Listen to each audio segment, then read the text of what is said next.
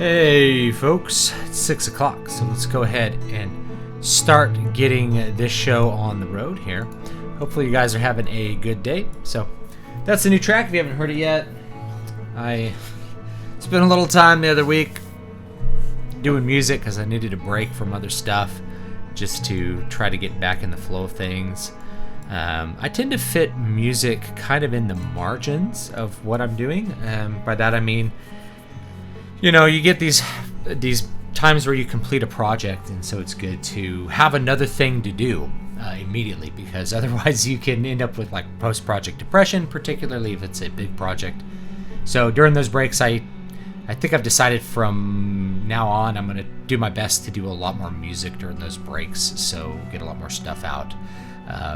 So we did 3 tracks this summer, and right now I'm kind of going full bore on a new book that's a follow-up. Well, not a follow-up, it's book number 3. Book number 3 in the Eternal Dream series. So if you read Water of Awakening or Needle Ash, those 3 books, this will be the next one of that. Pretty interesting. It's called Leper King of Ronia is my working title. And should be interesting. Should be another tale that takes a cue from, say, fairy tales, but has a lot more darker stuff, more fantasy stuff in it too. Should be fun. Thoughts on the new Dune movie? I'm not going to watch it, so I don't really have any thoughts. I have no faith in Hollywood to make yet another Dune adaptation.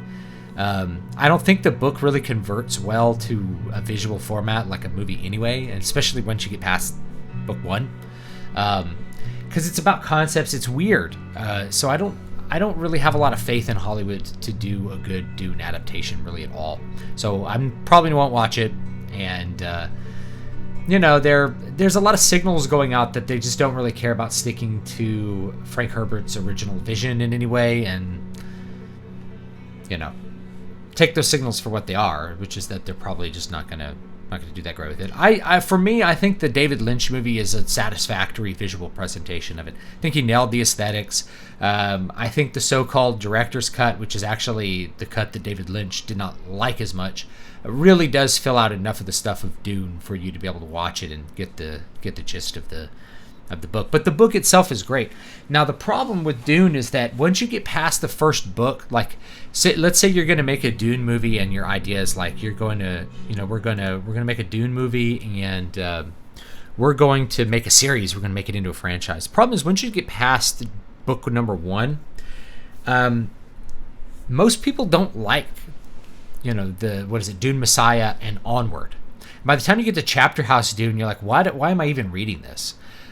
Because first of all, you want to have a follow-up with this protagonist, Paul Atreides. You want to see what the next thing for him is.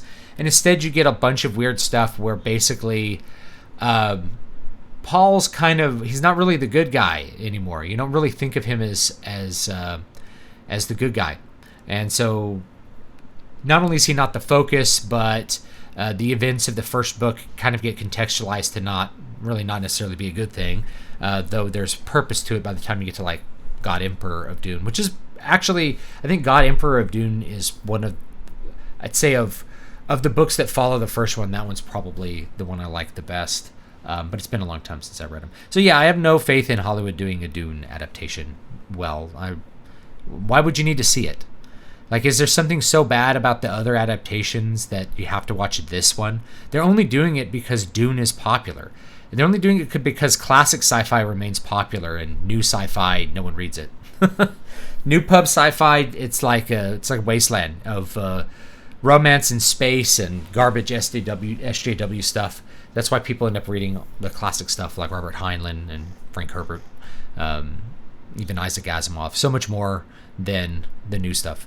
That's why it's so much more influential. Like, you're going to have a better time making an adaptation of, you know, making another adaptation of, say, yet another Philip K. Dick story than looking at anything that's been published in the last 20 years. You know, the last new thing I remember being like really good and wasn't even that good of a movie was Ender's Game. It's not even that great of a book. There's problems with the books. I can do an analysis of the book some other time, but you know, that one was like 1980s, and like you slowly had less and less interesting things happen in the sci-fi world. $2 from Zimamaru, thank you. First super chat ever. Thanks for the live streams. I appreciate that. Have you ever heard of Alma Deutscher? She's a 15-year-old girl who composes classical music. I have not. She's spoken out against the trend of ugly, unmelodic modern classical music. Well, I mean, it's been going on 100 years, so, you know. And here's the thing about it, is that over those 100 years, new classical music has continued to decline in popularity with the exception of movie scores. Movie scores don't follow that trend because producers, traditionally at least, have needed movie scores that actually operate as music rather than exercises in postmodern garbage. So that's good. I'm glad of that. But most young musicians have that opinion, and then that gets kind of hammered out of them in the conservatory because they're told they're bad and don't have an open enough mind for not liking, Milton Babbitt or some other garbage 20th century composer who threw, and my first composition teacher was way into this stuff. He would get rice and put it in ink and throw it on the staff paper, and wherever it hit, that's what the notes were. He wrote aleatoric music, random music. That's not composition. It's just a little gimmick to produce random garbage. But who cares about that? It doesn't produce anything that people like or remember. I can't remember a single thing about any of his music other than that was how he made one of his pieces. I don't remember anything else about it. So it's never been popular, and it's only exists because you have things like universities and other semi-socialized institutions that are able to fund it. They're able to pay a composer to do it, or you have maybe an orchestra that pays a composer to do a new composition because that's something that they're into. But on the same concert, they're playing Brahms and Bach to get people in the seats because no one really wants to hear that garbage. And it's pretty rare that you have someone even like George Crumb who could do something creative in the postmodern space. For the most part, it ends up just being kind of like a wasteland of garbage. It's my phone telling me that, it's only 93 degrees now, which is great. It was 108, so first topic today, it's firestorm here in California. If you lose contact, if I lose contact with you, the reason is because power could go off at any time. Rolling blackouts are always a threat here in California. Last year it was because PG&E caused the wildfire caused, but their equipment exploded in the heat or something and lit some brush on fire, and then that grew out of control. So now their precautionary approach is anytime it gets really hot, we'll just turn the power off. Doesn't that sound like a great idea? We'll just turn everybody's power off when it's hot. It's 108 degrees. By the way, it's 42 degrees Celsius for my friends who aren't from the mighty U.S. with their imperial Fahrenheit. So 42 degrees Celsius is freaking hot, and it's not only is it freaking hot today, 42 degrees Celsius. You can't see it. I don't know. Maybe I could point. I could probably point my webcam at it. Hold on. I don't know if you'll see the colors or not because it's I don't know if you can see that it's yellow. Right. It's orange outside, guys. It's orange. So it looked like hell all day. It's looked like death all day, like the apocalypse, and it smells like a really big barbecue. That's going on outside. So anyway, they could shut the power off at any time. That's kind of what we deal with here in California. Apparently there was a fire tornado. Not too far away, about an hour away from me, I think, out in the country. Pretty rare. Let's see here.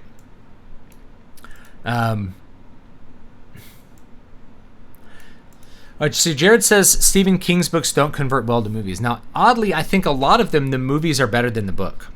And it's not that they don't convert well, it's that the core moods and ideas of the story make a good basis for a movie if it's put in the hands of a competent filmmaker who's really able to tear it apart and adapt it well to a film space. And a lot of horror movies based on Stephen King works are quite good.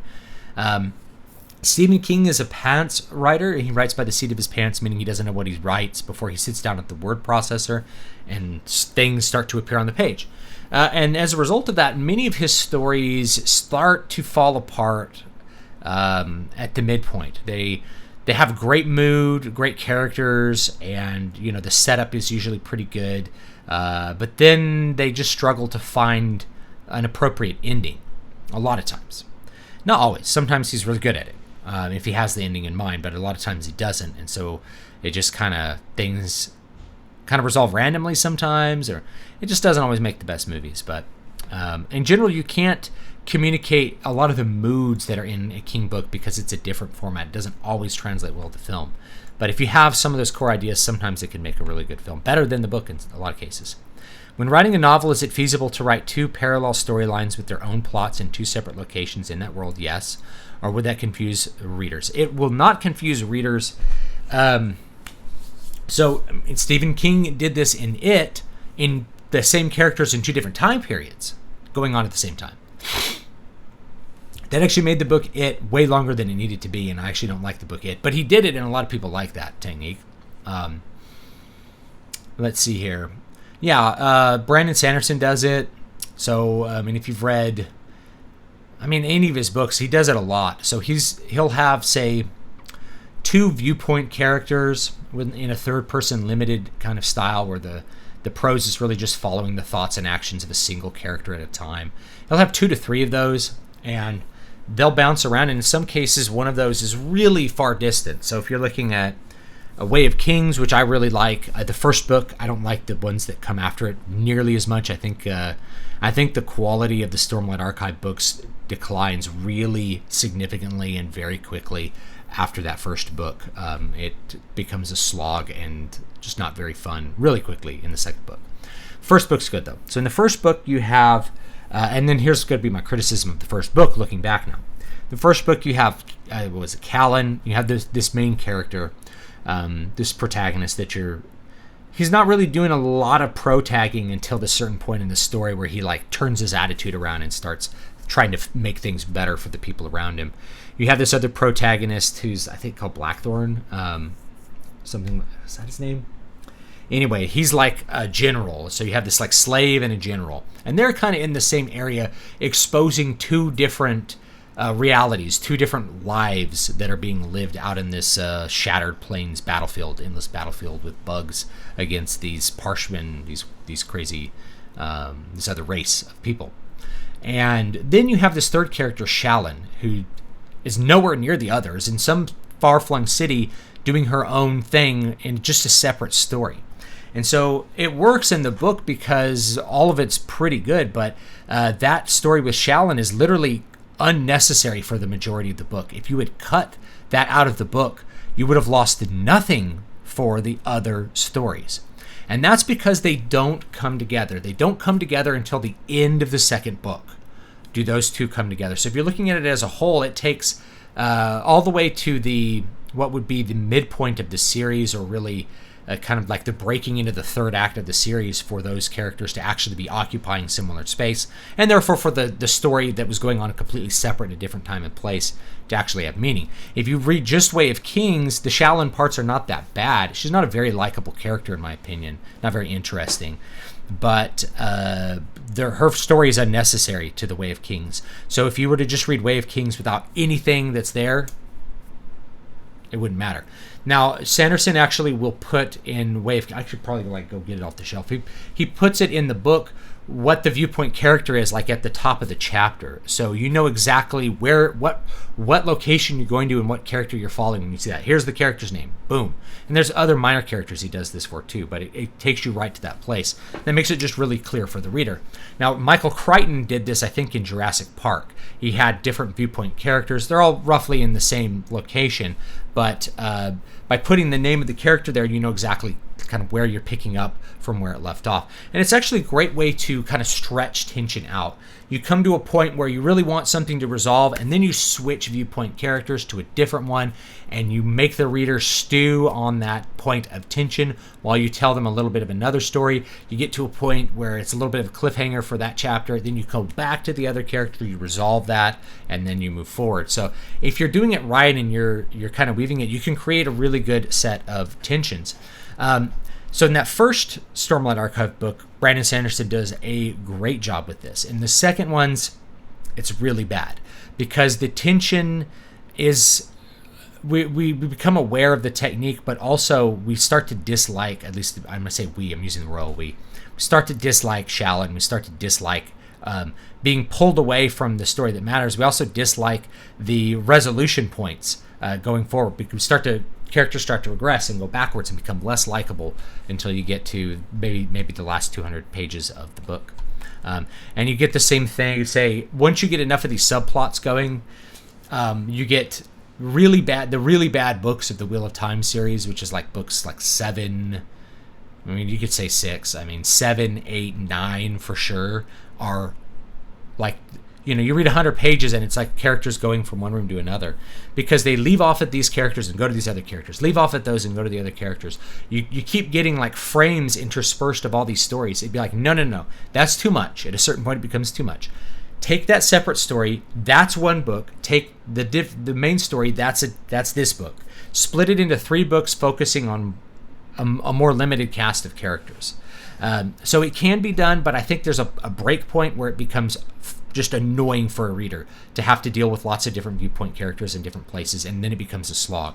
So if you're telling, say, 2 fairly simple, straightforward plots or easily exposed plots, it's not a big deal. By the time you get to like book 8 of Wheel of Time and it's like 17 little subplots, there's the White Cloaks and there's the Tar Valon guy, and like it just becomes a slog. It becomes awful. So you can go way overboard doing that. If you just have 2, you're probably good to go. People actually will like that, and you can keep that tension rolling. Every chapter you leave off on a cliffhanger, you go to the other character, you go to the other place. Now, I've actually considered having several books be parallel to each other, all centering around one important event, and each of them affect it in a different way. Then when you get the final book, you figure out the context of all of those, but I haven't really come up with a story that would use that technique well. What do you think about a character's motivation being destiny? Their investment in the plot because they believe they're destined. Good, or do they need a more personal stake? I think destiny's fine. I mean, destiny is... it's not even like necessarily a personal motivation. It's just something that can drive the plot forward, or at least get people off the initial grind. You're destined to do this. And if people feel like they have a destiny, there's a lot of storytelling they could do there. Do I reject my destiny? Do I embrace my destiny? I have embraced my destiny, but all of a sudden I have something that stops me from accomplishing what I thought I was destined to do. What does that mean for me? There's a lot of good character stuff that can happen through that. What is the opinion on space ambient music? I'm not sure what space ambient means. I do ambient music, so if my music qualifies as that, then I like it. Had a power outage when I went live last week due to a storm, that hurricane-like winds, and it didn't come back for 3 days. Wow, sorry. Hope you're okay. Shawshank Redemption, The Green Mile, The Shining, and Carrie are some great movies from Stephen King books and stories. So they have great filmmakers behind those films. Yeah, and I think a lot of those, I actually think the movie might be better than the book for all those. Hope you're doing well this evening. I am, thank you. I think Stephen King often goes too far, like the axe hobbling and the misery in the orgy. Yeah, the orgy in it is awful. It's like, where did this come from? Movie adaptations often tone things down just right. Yeah, they cut the stuff out that you probably don't need. J.R.R. Tolkien apparently hates Dune. I heard him say something like that about something else, another sci-fi writer. He's like, I just don't get it. That's fine. I like Dune. I like the first book a lot. I can easily recommend the first Dune book to pretty much anybody. I have a harder time recommending afterward. The second one's actually pretty short.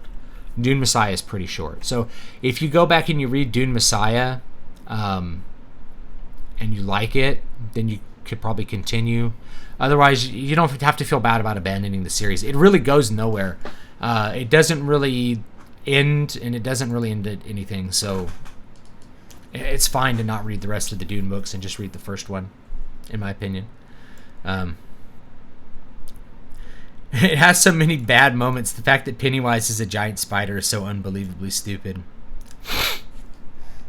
I haven't seen the original It movie in like 20 years, and I didn't watch the new one at all. Because I don't like the book. I think the book was dumb. The book had him as like this, I don't know, mystical force manifesting in the town, fighting some kind of turtle.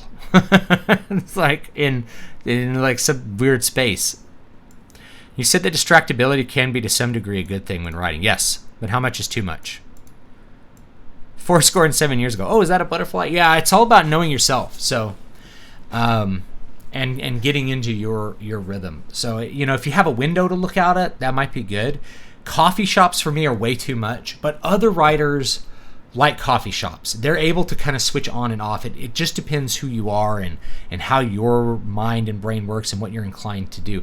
Some people are too distractible, and you need to go to the coffee shop and with like a notebook and write down your ideas, being distracted by stuff, or like go for a walk in nature and record your ideas in your phone, like pop it out and like, just make a note of your ideas in your phone. That's something you can do. Those are all good ideas. And then go back into your really quiet, isolated environment and write. When I'm doing most of my drafting, what I tend to do is I tend to do it in a really, I prefer to do it in a very quiet environment. And then when I'm done drafting it, then when I feel like I need a break, or I feel like the words are not coming that easily, then I just take a break and do something else. Look at Twitter, walk around, go outside, pet the cats, come back in. Usually my mind's reordered what I want to get done in the scene, and then I can just finish it off more efficiently.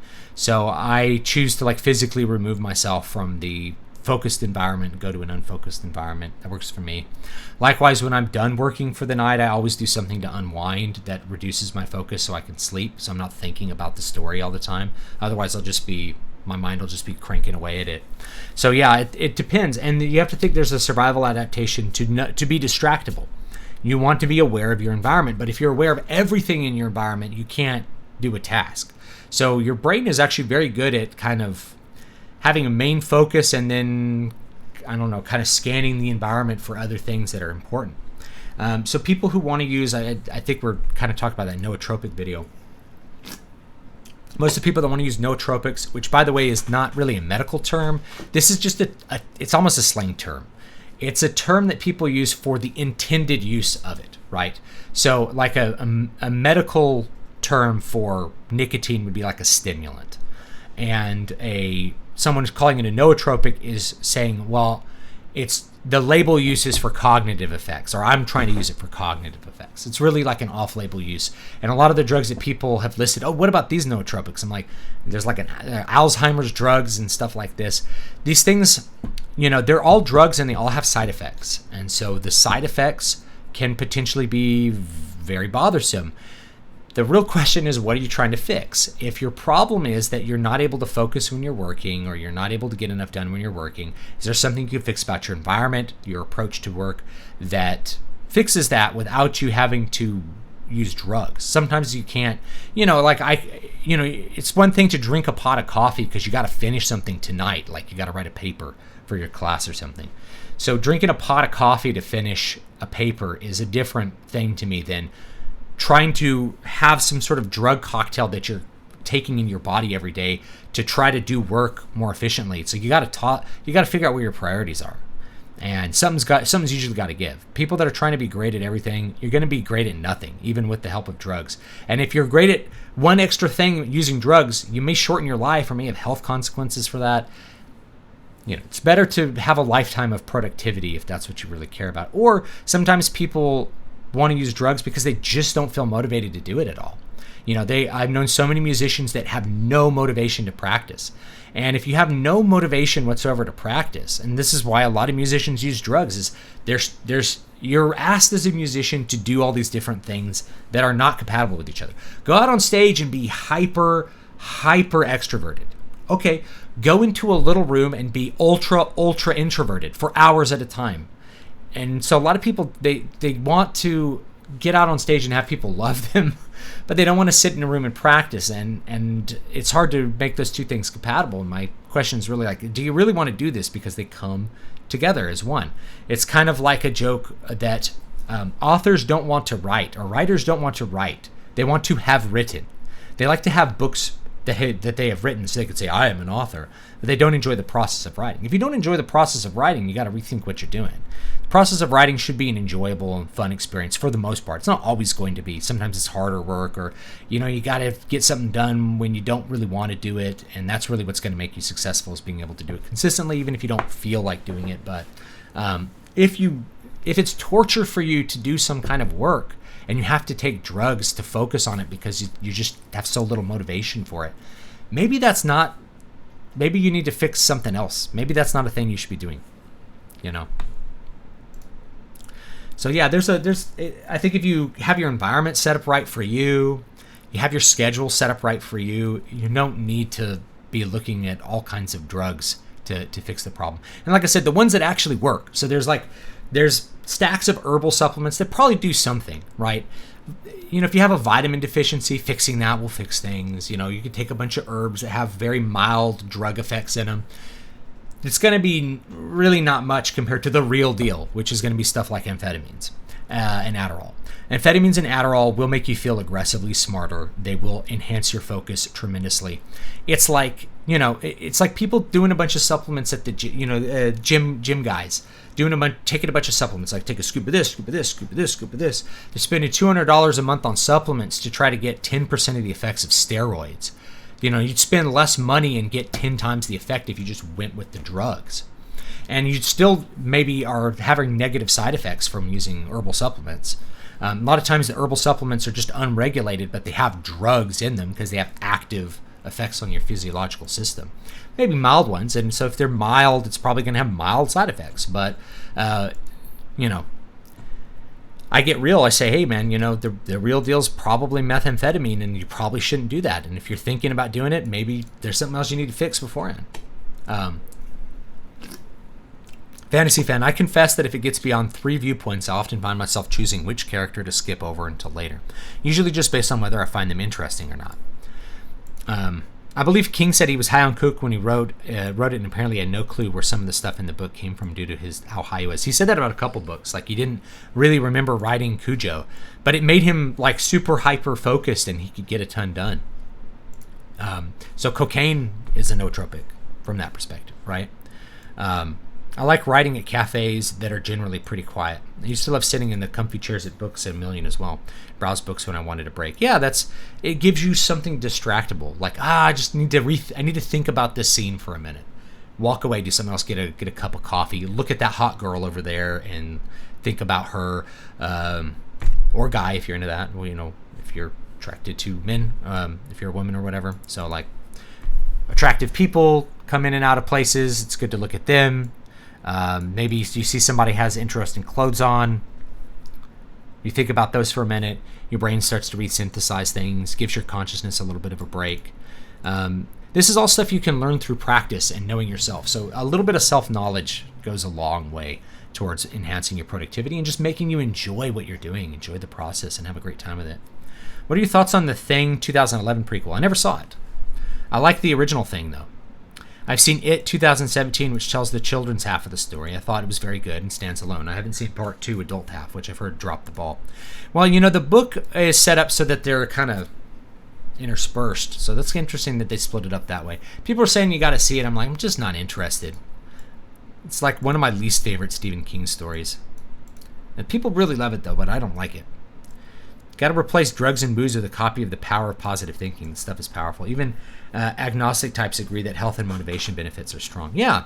So mindset is really huge. Mindset is way more powerful than people realize because everything that you think kind of cues back into your motivation and to the way that you're interpreting things around you. You know, you don't record memories. You're not like a camcorder recording memories.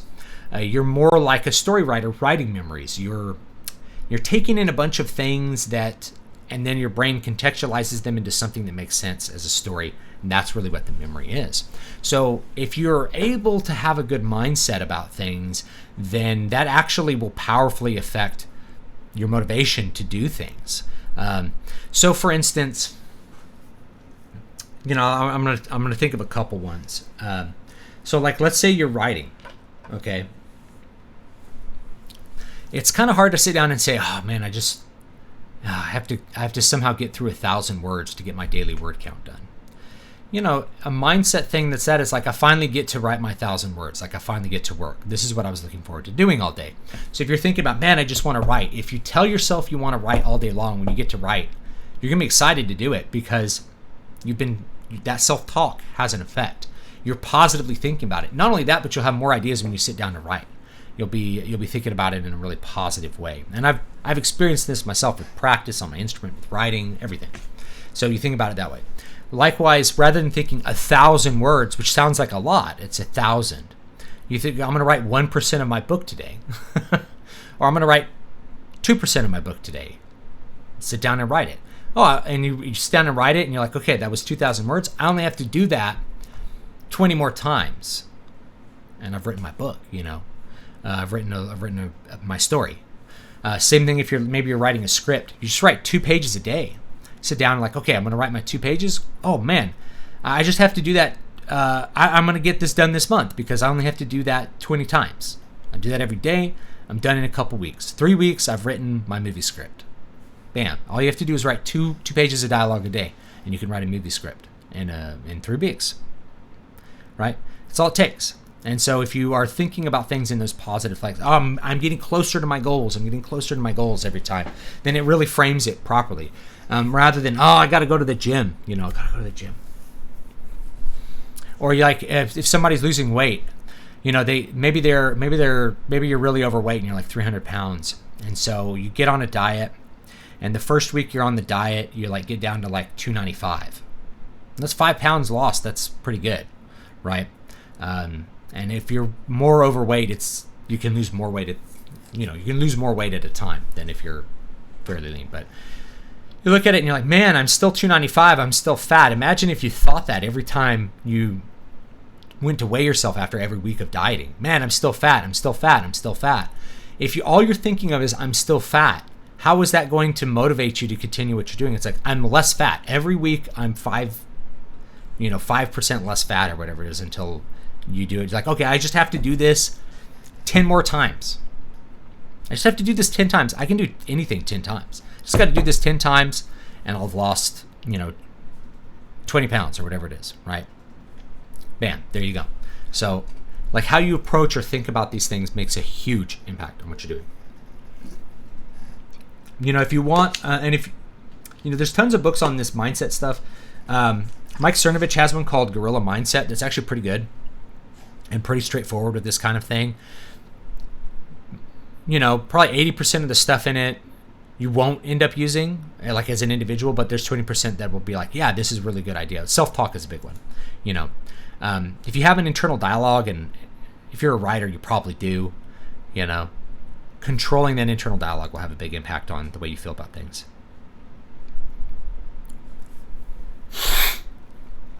Vienna Wolf, Twitter was good for advice today. When writing, you are the target audience, which makes the motivation to write even more engaging. Because all writers have to cater to themselves as an audience too. Yeah, I just write what I want. I write the stories that I like and I care about. And so, of course, I'm motivated to do them. I'm writing the book that I want to read. That's fun. It's a book, versus some imaginary, I'm imagining an audience that likes the following things in their books. That's the way a lot of, quote, to market writers write. Usually when I read their books, they're not that good because they're just not very creative. It's like designing a product for, it's like, well, it has to have all these checkmark things rather than designing something truly unique. Like if you've never sat in a Ferrari or like a Lamborghini or one of these really expensive cars, you can sit in them and one of the things you'll notice, and if you take a look around, you'll notice this car is awesome. But if you were to compare it to say a Toyota, you'd be like, well, they didn't put a cup holder. Where's my cup holder? If you're designing your car for some imaginary customer, that's the general customer. Well, they want a cup to hold their Starbucks. If you're designing your supercar, you're like, well, I designed it to be incredibly badass. I didn't even think about the cup holder. Why would you need a cup holder when you're driving a Ferrari? You're going fast. So they probably didn't even think of that kind of stuff. They just designed the car the way it was, and it doesn't have cup holders. Or you sit down in a Viper, and you're like, this is a manual transmission. And they're like, of course it is. No one would buy this in an automatic transmission. We don't even offer it. That's how it is. So if you're making something that's really for you, then it's really fun. You're like, man, this is the book that I want to read. And I really felt that way about a lot of my books, especially, say, Water of Awakening and Muramasa Blood Drinker. Those are books that I was like, I want to write. These are the books that I wish existed. I wish these books, someone had written this book for me. So I wrote it. In the book, I'm thinking of ending things. Well, there's a line that all memories are fiction. Our consciousness changes so much of what we remember that our memory is not reality. It really isn't. And researchers have tested this. It's not that it's not real. It's rather that reality is too complex for a single individual to understand accurately. There are too many things going on. There are too many events. There are too many things to store, and our brains are not sufficient devices to where we can recall things which are relevant. Rather, the mind is a highly complex filtering system. So what the mind is good at doing, you don't want memories that are accurate because you want memories that are relevant. You want a memory that will pop up at a time when it is relevant and provide you the information you need to survive or further yourself, reproduce, whatever it's going to be from a survival perspective. Or you want the memories to be relevant, not to be accurate. An accurate recording will contain a bunch of things that aren't important. You can see the same thing if I record a video, people will respond to 1 to 2 sentences in that video that were meaningful to them. They're not going to respond to the whole video. Even though I make a 20-minute video and I think about every point that I say as important, turns out it's going to be 2 to 3 sentences that are actually important and actually resonate with people. And it may be different sentences for different people, but the point is that it's not like a monolithic thing. So accurate memories, you actually don't want them because you can't recall and filter through accurate memories quickly enough to find what is relevant. So that's really what it is. It's not reality, but you don't want it to be because it would be not useful.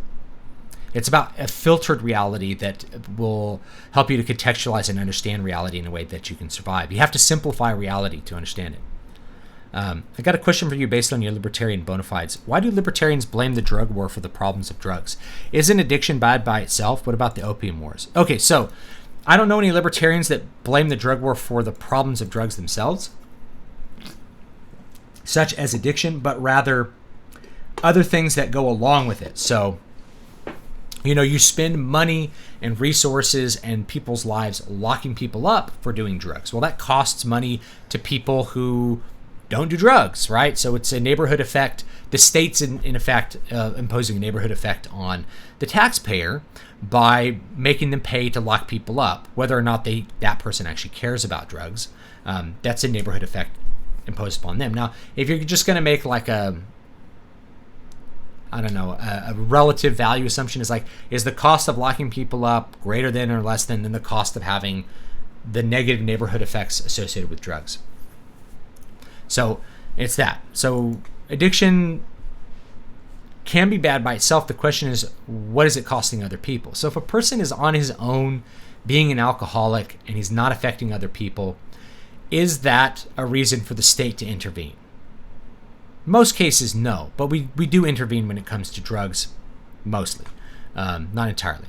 The opium wars is a different case where the British state was importing opium.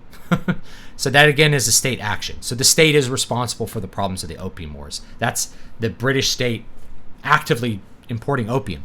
And then the Chinese lose the opium war and have to allow the British to import even more opium to them.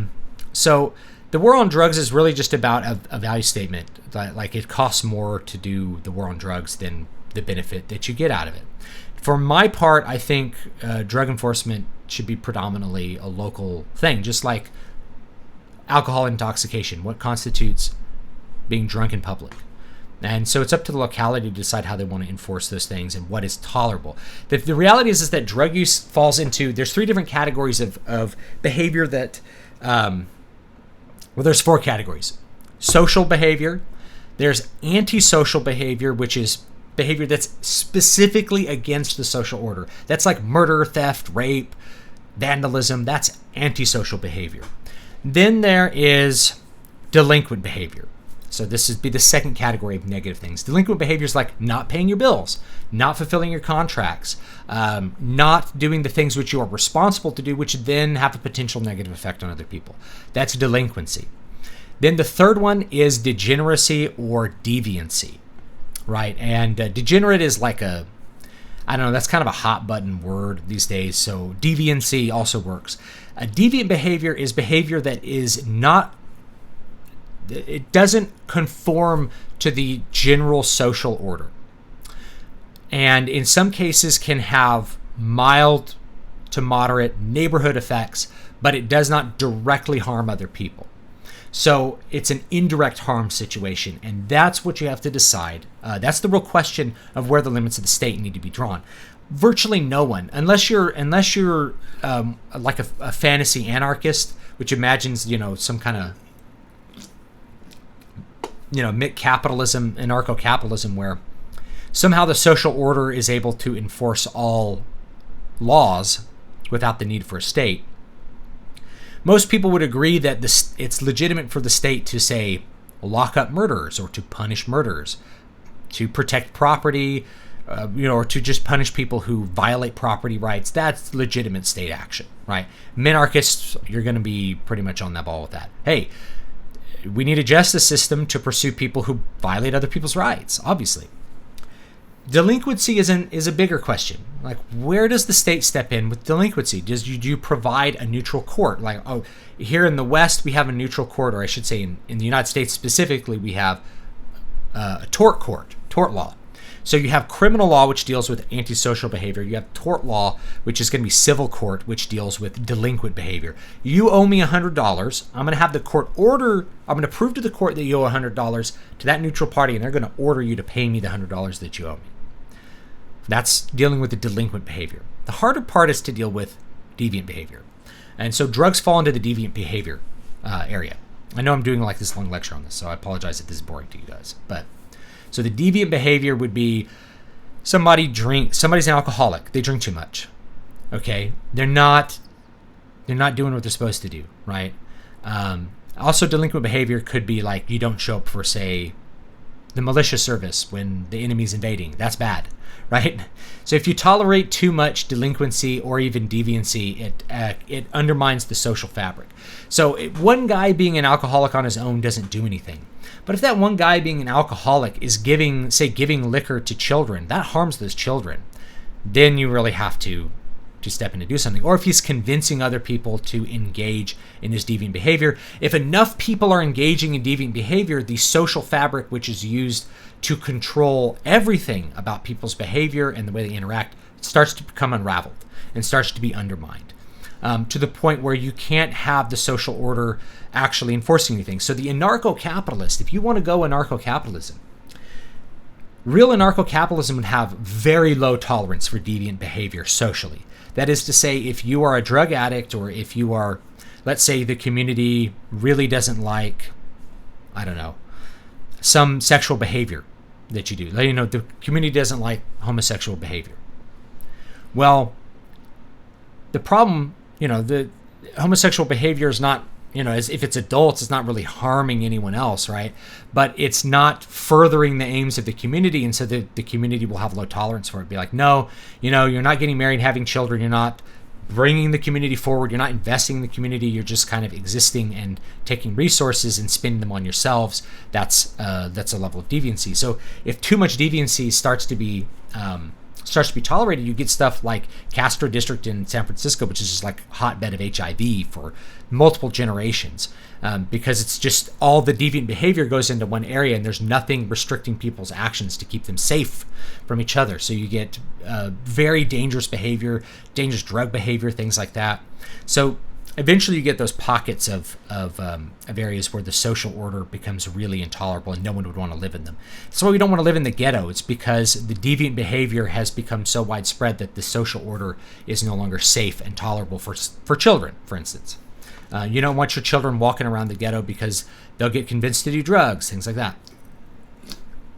So I think the real question is really how you deal with deviant behavior, and that's part of drugs. If it's isolated and it's one person, they're not hurting other people, then you usually tolerate it, right? Same thing with like whatever their sexual preference is. If you're not hurting other people, you generally tolerate it.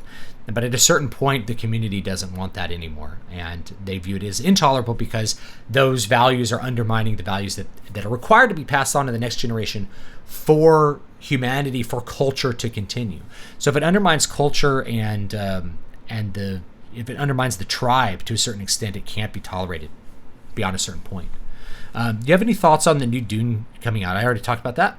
I'm not interested in it. Those first 2 months of exercise from pure rest, the great noob filter of not seeing results on the scale. Yeah. Yeah, that's one of the hard things, right? It's like that's why people fall off diets real quick, especially fad diets.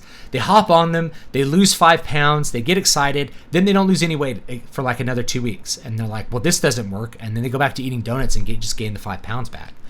Because they never really addressed the problem to begin with, which is that they're not keeping track of how much food they put in their body. In fact, I'm going to do another video on fad diets I have coming out, which is just why they work. Like, they're fad diets because they work for some people, and then they don't.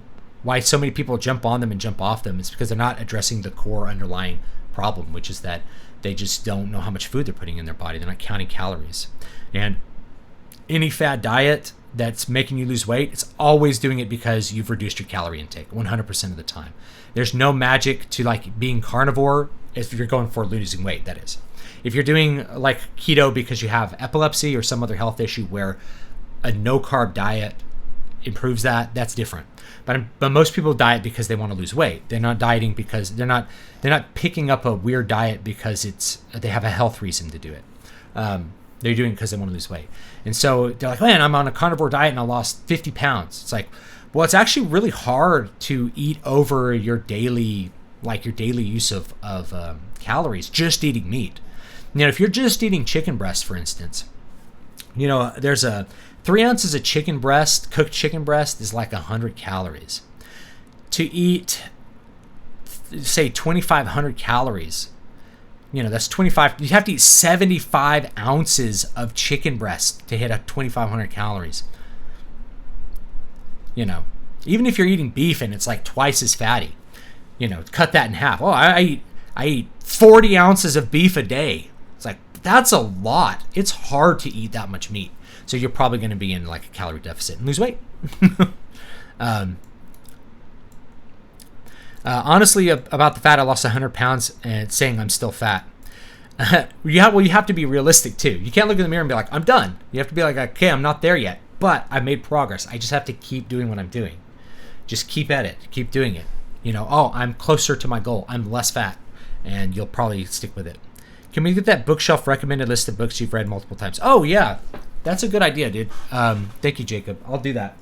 So all I have to do is go look at the books that are on my shelf.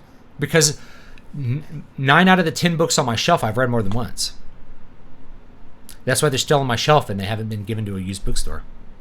I only have 1 chapter left and possibly an epilogue in my book I have to write. Good job. Congrats. It's been fun to write in a genre I've not written about before. Good job.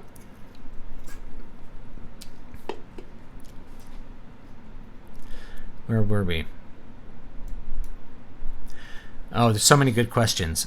I want to talk about, before I get to these questions, so I'm going to leave this here. I want to just talk about this real quick. So this tweet took off today. Here we go. So, Western SJWs, Uzaki-chan is pedophilic. They're calling this a pedophile image. You know, a woman with large breasts. Meanwhile, here's a movie Netflix is distributing to you called Cuties. If you don't know what this book is, these girls are preteens. They're 10 and 11. The center actress is 11, both in the movie and in real life. This is about this girl. It's a French movie. I guess it was at Sundance. Getting interested in joining a group of twerking dancers composed of preteen girls wearing outfits like this. She's a Muslim. She's the child of an African migrant, and she, of course, is going to rebel against her oppressive Muslim mother by engaging in sexualized dancing as an 11-year-old. It's coming on Netflix. This is actually the synopsis of it. So yeah, this one kind of took off for some reason. I guess it just hit a note today on Twitter. So I call this twerking tots, right? It's so obvious, you know. There's at a certain point you get that it's so obvious that they're promoting the deviancy. We just talked about deviancy and degeneracy. You know, that something which is from a romantic comedy, and maybe a bad anime. I haven't watched it. I only want to watch it because people were hating this character. She's shorter than the male characters, so she's kind of short. So is my wife is. She comes up to like my chin, you know. Women are shorter than men, and she's well endowed. She has large breasts. This is not a child. No one should see like double G's and think, why are they sexualizing that child? It's like, that's a, you know, biologically adult body, right? Versus this is definitely not biologically adult. This is pedophilic. And at the same time that you're doing that, you're also putting girls who do not have those secondary sex characteristics. You notice like the narrow hips, like these girls are not developed, right? They're little girls. You know, and I have a daughter, by the way. This gets way worse once you have kids, by the way. Like, it's so much harder once you have kids because you're so much more revolted by things like this. So this is definitely girls who are not biologically mature in any way being put into costumes which are meant to exaggerate and highlight sexual features, you know, secondary sex characteristics of women. You know, the stomach, the buttocks, right? The shorts, the crop top, which is meant to only cover the breasts and also show off the shape of the breasts. This is something that when you put a young girl into, you're basically telling the person who's looking at it, we'd like you to compare this to how the context you normally see this in. So the normal context you see this in is a lustful one. Hey, here's a beautiful, sexy woman. Wouldn't you like to look at her lustfully? And so then you put a child in there. Here's a beautiful, in the same context, same pose that you'd put an adult woman in. Netflix created this poster for this. Same pose you'd put an adult, sexually mature woman in, inviting the viewer to look at her secondary sex characteristics lustfully. You're putting a child into, and therefore inviting the viewer to see that child in the same light. You are directly appealing to any kind of pedophilic fantasy that the viewer is going to have. So, I mean, it's a weird SJW thing on multiple levels because, of course, it has like the evil. I mean, it's like I want to say the evil of the migrant, but the migrant who wants to protect her daughter from this. That's the good guy, you know. She's the good guy there. So, I just want to talk about that because it's rather bizarre, and it is one of these things that it's so obvious. It's such an obvious thing that they're doing that you have to wonder, like, you know, where was this? There was no slippery slope. It was like a cliff. They're not even trying to disguise it at all. Okay? It's just a direct thing. So, anyway, I thought I'd share that with you. This is always one that's you know, and the other thing about this, I've talked about this before, right? This character is 19 or 20, I think. She's an adult. Even if you're looking, people see anime and they immediately think somehow that it's connected to everything that's drawn in Japan. So they start thinking of lolicon hentai, which is a version of hentai which does feature, let's say, prepubescent girls, at least that appear prepubescent, right? So they're lacking secondary sex characteristics. Is that a tendency of anime in general? My answer is like definitely not. Most anime in general goes this direction of like sexualized adult bodies. Okay, even if it's like a high school romantic comedy, you're still dealing with biologically mature women. And if you go watch a movie like American Pie features, quote, high school characters, unquote. They're played by adults and they're highly sexualized. And we get the idea that, like, we're not really looking at children. This is also drawn, so even if you're looking at something like lolicon hentai, that's not a child. That's not an actual child that was victimized to make that pornography for someone. You can argue that it's bad that you're letting somebody indulge in their pedophilic fantasies by looking at it, but you can't make the argument that, like, it's bad because it hurts children, at least not in any kind of direct way. Like, no one was hurt in the making of that. It's a drawing. It's just, it'd be like this if you drew a stick figure and said that's a child and it's naked. It's like, is it? You know, well, I mean, there's a difference because it's much more detailed, but, you know, there's a wide gulf between that and actual child pornography, which victimizes a child in the process of making it. But even then, like, to generalize and say, well, there's There's drawn hentai, which is gross. There's also like tentacle hentai. Therefore, all things from Japan that have large eyes are pedophilic. That's where we're at. Who is the targeted audience for that movie from Tree Rock Creations? I don't know. My guess is young girls, preteen girls, because it shows them in a fantasy of being an adult. This is the thing that's sold to young girls all the time. It's been that way since I was a kid on MTV. They know that it's like 12-year-olds who watch MTV, so they show them a lot of hyper-sexualized stuff, and they sell them on the idea of pseudo-maturity, like, you know, be sexy, and that's what it means to be an adult is to be sexually desired by men, if you're a girl, or to be, you know, to be able to command attention from women if you're a man. That's why it's like the rock star is surrounded by sexy women, and that plays to both sides of that, right? So that's what they sell to girls. It's what they sell to girls with fashion.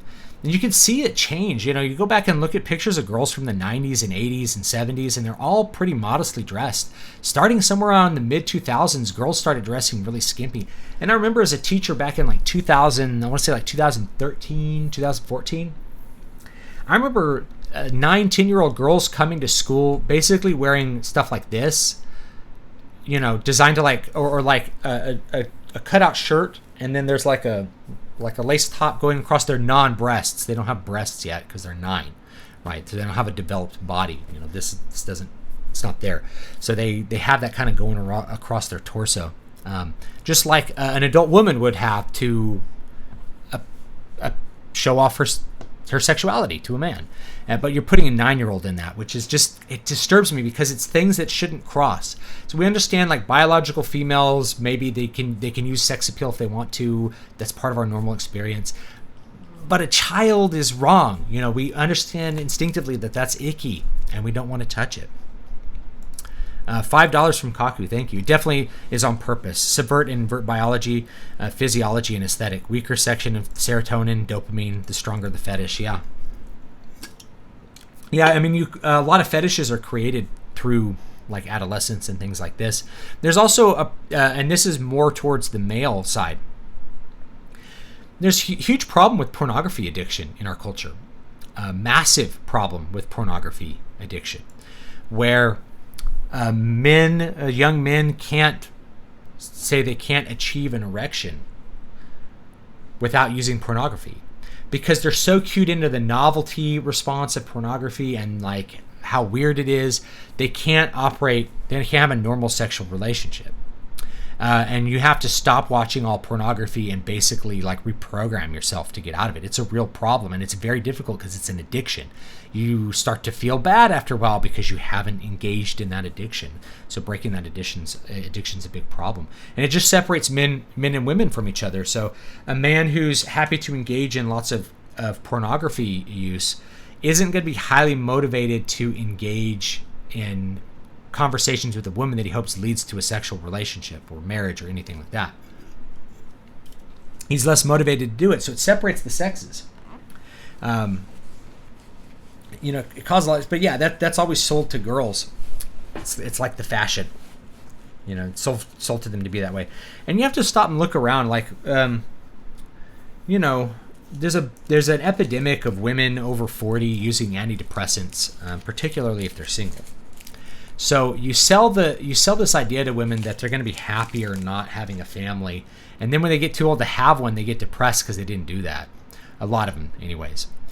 You end up selling them something that they are not, doesn't actually satisfy them. Doesn't provide that spiritual element of life that gives them that kind of deep level of satisfaction to having kids again. Like, I would never take back having my children, and I'm a man, and my wife is like, I can't believe at one point in my life I thought I didn't want to have children. You know, but a lot of women are that way. They get sold on this idea of a great, you know, just some kind of fulfilling career and lots of sex. And men benefit from women engaging in casual sex because they enjoy that. But the women don't end up necessarily benefiting from it at all. They have, you know, you end up with a lot of regrets from that. Oh, $5 from Zeus. I missed some of these. I'm sorry. When did you notice the ontological difference between you and other men? As soon as you married or after the birth of your first child? After the birth of my child. Actually, no, I mean, I first noticed it probably before that.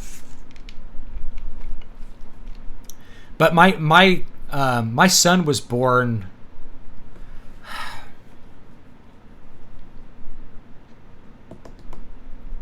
Had we been married a year? Yeah, we'd been married 1 year. So we'd only been married a year when my son was born.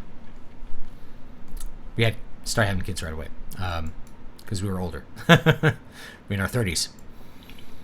But there is an attitude difference between men who are married and men who are unmarried. And I've been both, so I can kind of look across the aisle and see that. But you really notice it once you have kids because you're not searching. And once you're married and have kids and you're really kind of focused on your home life, you're not in this searching mode. So single men, everything you do, you're at least on the side searching for the sexual relationship, the next one that you're going to have, or you're searching for a partner. And single women do this too in different ways. But men are really actively thinking about it all the time and doing actions towards that end. And when you release that, all of a sudden you realize that there's a huge amount of creative energy that's just bound up in trying to acquire attention from women.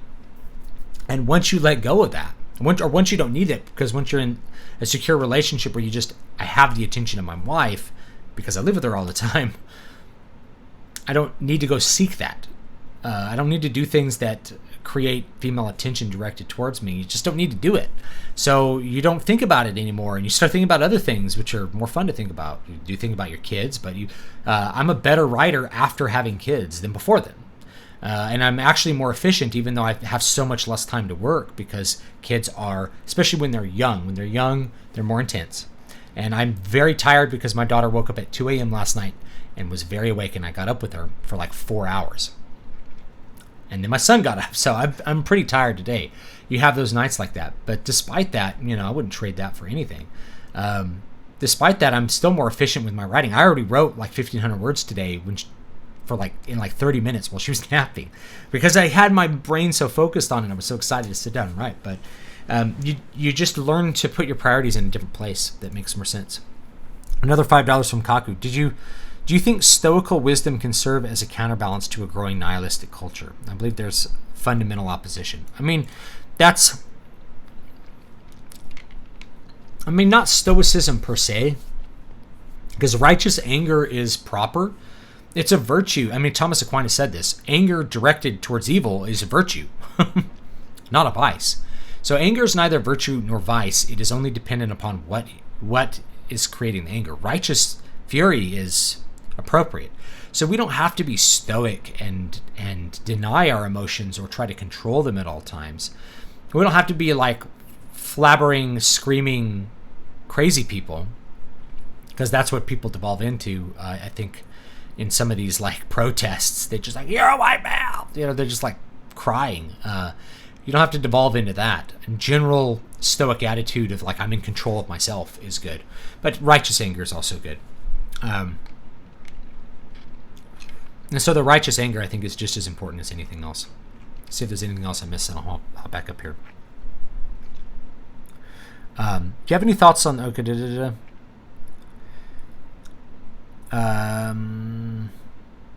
if you like what you write, then there's already one person who likes the book. If you write for an imaginary audience, there's going to be 0 people that like it off the bat. Great point. Especially when you're starting out. It can be... And that can be devastating to your mindset. When you create a book and then like no one pays any attention to it. Man, I must suck. It's like, no, it's really hard to get people's attention. How do you go about figuring out the middle sections of your books? That's the hard part for me. So the midpoint is one of the hardest parts of any story to write, because there's so many things that are changing. You're changing all the momentum towards the end, towards your final goal. And so the midpoint is where either books can get bogged down by having too much information, or they can slip over information and move too quickly. And I've seen both. And if you want like a couple, I'm trying to think of a couple movie examples maybe to do that. I can think of one that goes over the midpoint too quickly, and that's Willow. I recently watched Willow. It's a fun movie, but it goes from the midpoint into the final act much too quickly. Things push towards that final conclusion way more quickly than they probably ought to. And honestly, George Lucas tends to cut the midpoint a little bit short in his movies. I think another example is actually the original Star Wars movie. It's pretty quick how quickly the middle of the movie moves towards the end in Star Wars. You don't notice it unless you're looking closely, but you'll notice it. There's a lot of books that stumble at the midpoint. I mentioned Stormlight Archive. So Words of Radiance, the first 100 pages are kind of meh. They're okay. By the time you get to the midpoint, you just want to put the book down. It's just taking forever. You have something set up on like page 300, and he won't resolve it till like page 800. Just this bloated midpoint where people are just talking and nothing is happening. That's something that happens on the other side of things. Now, when you're making a movie, because you're only, you're dealing with a limited time frame, usually you got to cut and you got to lean on the side of like the midpoint is a little too short. It's hard because everything is changing, and so being able to communicate that change efficiently but not too efficiently, it's a challenge. I'd say the main thing is make a list of things that have to change, and then just make sure that you mention all those changes, that you actually write them. Reading Dune now, I enjoy it very much. I like it too. The first book's great. Try out the second book. If it's not to your taste, it's okay to abandon the series. The audience who will consume what you've made will be able to appreciate it to some degree, as if you like what you were making come through as they read or watch what you made. Yeah, I mean, if you like what you're doing, I think that comes across in the final product. And if you don't like it, I think that comes across too. Like with Alien 3, it's clear nobody really liked what they were doing in the movie. Do you think the Democrats will try to push for the West Coast to secede when Trump wins? No, they won't. I don't think they will. No, I think that's something that would be like way far down the line. And I don't think it would happen. With the Opium Wars, I meant the British forced the Chinese to open the market and essentially legalize opium, but they still got cartels and drug lords in the end. Yeah, I know what you mean. How do you make character talk about the things for the audience that they should already know? David Stewart, YouTuber, author, and live streamer who has written Muramasa Blood Drinker. Okay, so I call this expositional dialogue. And if you're making a movie, you may have to lean more heavily on it than in other mediums. If you are writing a book, you can simply tell the audience what they need to know in prose. You don't have to do it through dialogue. So you have an option of telling the audience how things work in prose. Let's say you need to communicate something about how the social structure of a society works. Trying to do that indirectly may be difficult. Having to have one character tell you, be sure that you bow this way for this person, when they already know that's not going to work.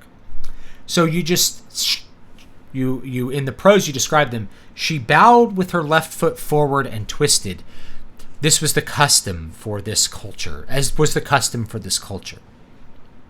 If you want to draw attention to that detail of the world building, you just say it in prose and just avoid it in dialogue.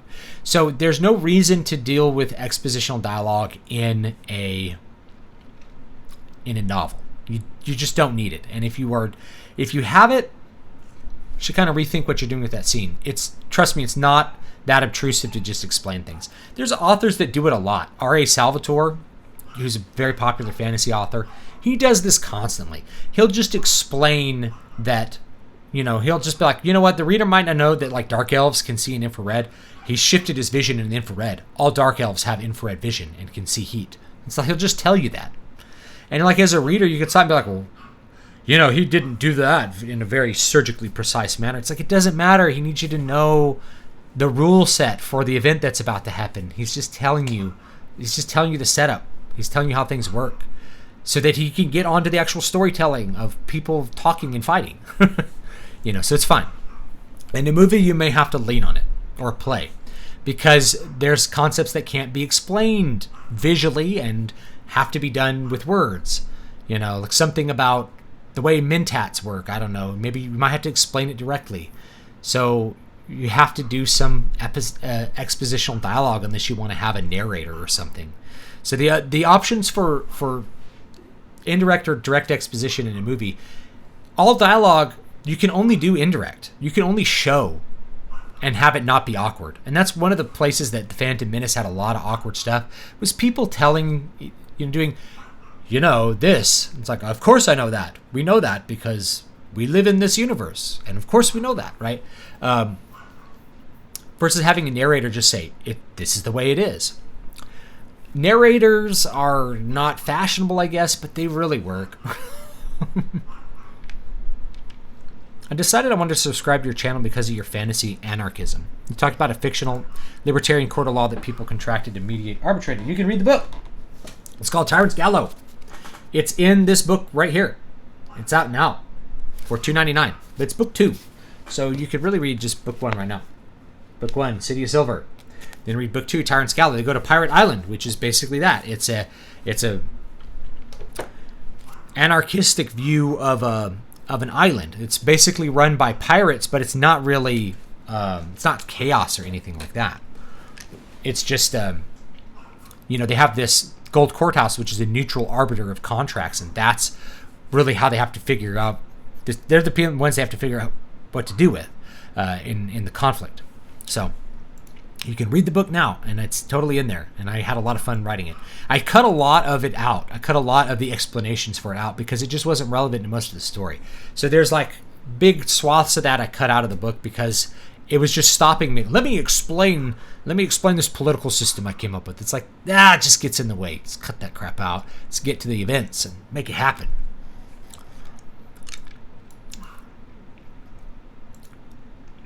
Sorry I'm late, says Film Girl. I'm glad to have you. Tolerance does not equal acceptance. True. Tolerance is like, we're going to let him be an alcoholic. Acceptance is, come over to our house, alcoholic. We like you. But even then, the amount of tolerance, tolerance can mean a lot of different stuff. If somebody's like failing to fulfill their duty to their tribe because of some deviant behavior, then the tribe isn't going to tolerate it. Hey, you're not preparing your body for war.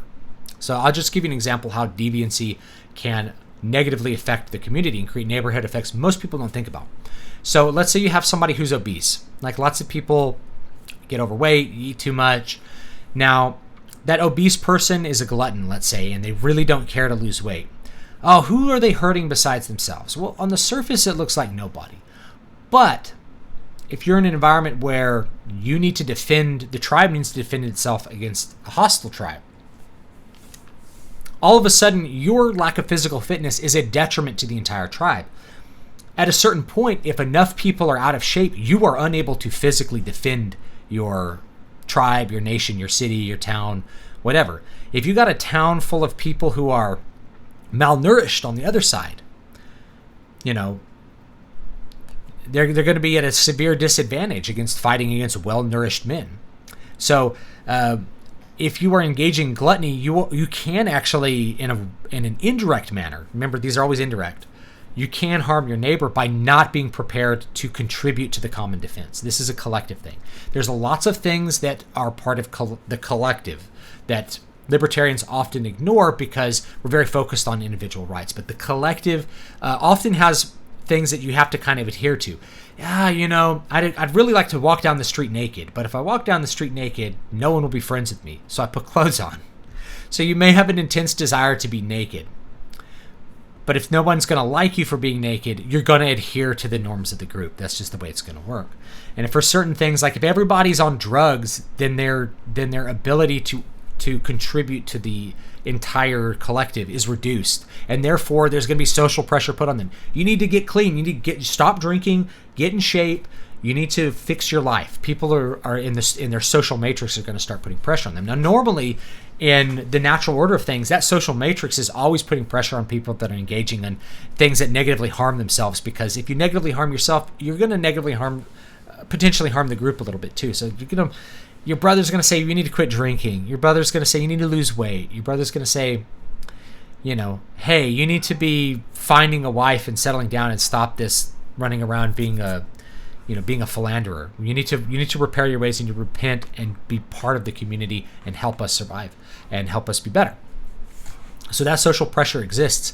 And so if you're going to go the anarcho-capitalistic route, you need that social pressure to be intact and very strong in order to make sure the group is strong enough to and coherent enough to actually operate in a way that is going to be conducive to everybody being able to trade and live their lives the way they want to live. So there has to be a strong social pressure. It just has to happen. Modern libertarian parties like, I want to do whatever I want to do. I want to act with license, regardless of how other people feel about it. And if other people, it's the bake the damn cake. So the Libertarian Party is now the party of buy marijuana and bake the damn cake. That is not libertarianism to me. That is a different flavor of authoritarianism. It's using the state to enforce, to stop people from pressuring others and engaging in personal license, being able to do whatever you want. That's not doing whatever you want is not freedom. Freedom is doing what you want within the confines of what's there. I'm not saying, hey, it's bad that people don't accept my behaviors, therefore I'm less free. No. No, that's not how it works.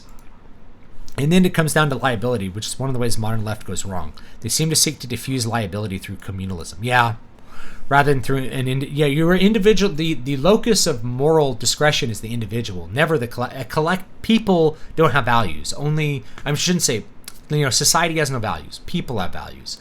Society can't do evil. Only people can do evil. Only individuals can. Society can't fail people. Only people can fail each other. That's how it works. Society is just the sum total of human beings. Do you ever come up with a story or character ideas from random objects? Joe Simon said he came up with the Red Skull by looking at the cherry on his ice cream sundae. I'm not sure. I think I probably have.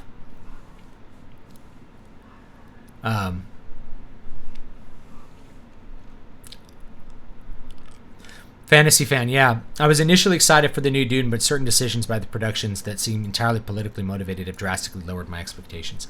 That's part of it. That's a signal to me that you don't really care about, making the adaptation good. If the community is reasonable and not susceptible to moral panic or oversensitivity, then tolerating is a decent approach. Unfortunately, many people get worked up quickly. Yeah, it's true, and it really comes down to how it affects you. If your neighbor is, let's say your neighbor, I don't know, they smoke. Let's say they're a smoker, right? And you smell their cigarette smoke when you're outside. Man, it's unpleasant. But you probably tolerate it because it's just not worth it. It's just not, you just don't want to harm that relationship by being like, can you not smoke? Can you only smoke inside your house? I don't want to smell it. It's like, yes, it's a neighborhood effect. It's a negative effect. You don't like the smell of the smoke. You're probably going to tolerate it, though. When it becomes intolerable is the person is blasting their stereo all night long. Well, now I don't want to tolerate that. It's a minor inconvenience, but at a certain point, minor inconveniences are mites burrowing into your skin, and they're horrible.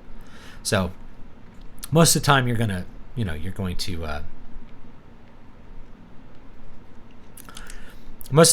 tolerate stuff like that.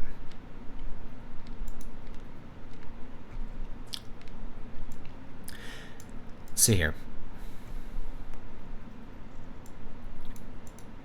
In the minds of Derrida and Foucault, if the 13-year-old could take the pill, she should be able to consent to have sex. Total freaks. I mean, consent is a whole nother wormhole. There's people giving puberty blockers to children. They can't consent to permanent alterations of their biologically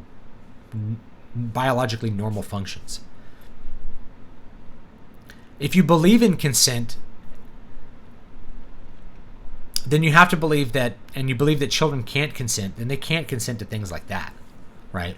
I do think that pushing children towards consenting towards those sorts of things is kind of a slippery slope towards pedophilia. I think it is directed towards that. And if we're being honest, there's a lot of the more sexually deviant communities, specifically the homosexual community, there is a lot of man-boy love that occurs in those. It's a very frequent thing if you want to be real. And if you think I'm a bigot for pointing this out, just spend time with gay people listening. This is really common. Is a young gay male in his teens, usually often underage, will have a relationship with an older male that's viewed as this kind of rite of passage where the older male is teaching him the sexual techniques and the way to be gay. And this is considered a normal process in gay communities. And it happens with 18-year-olds, but it also happens with ones that are younger. These are young-looking young men or boys.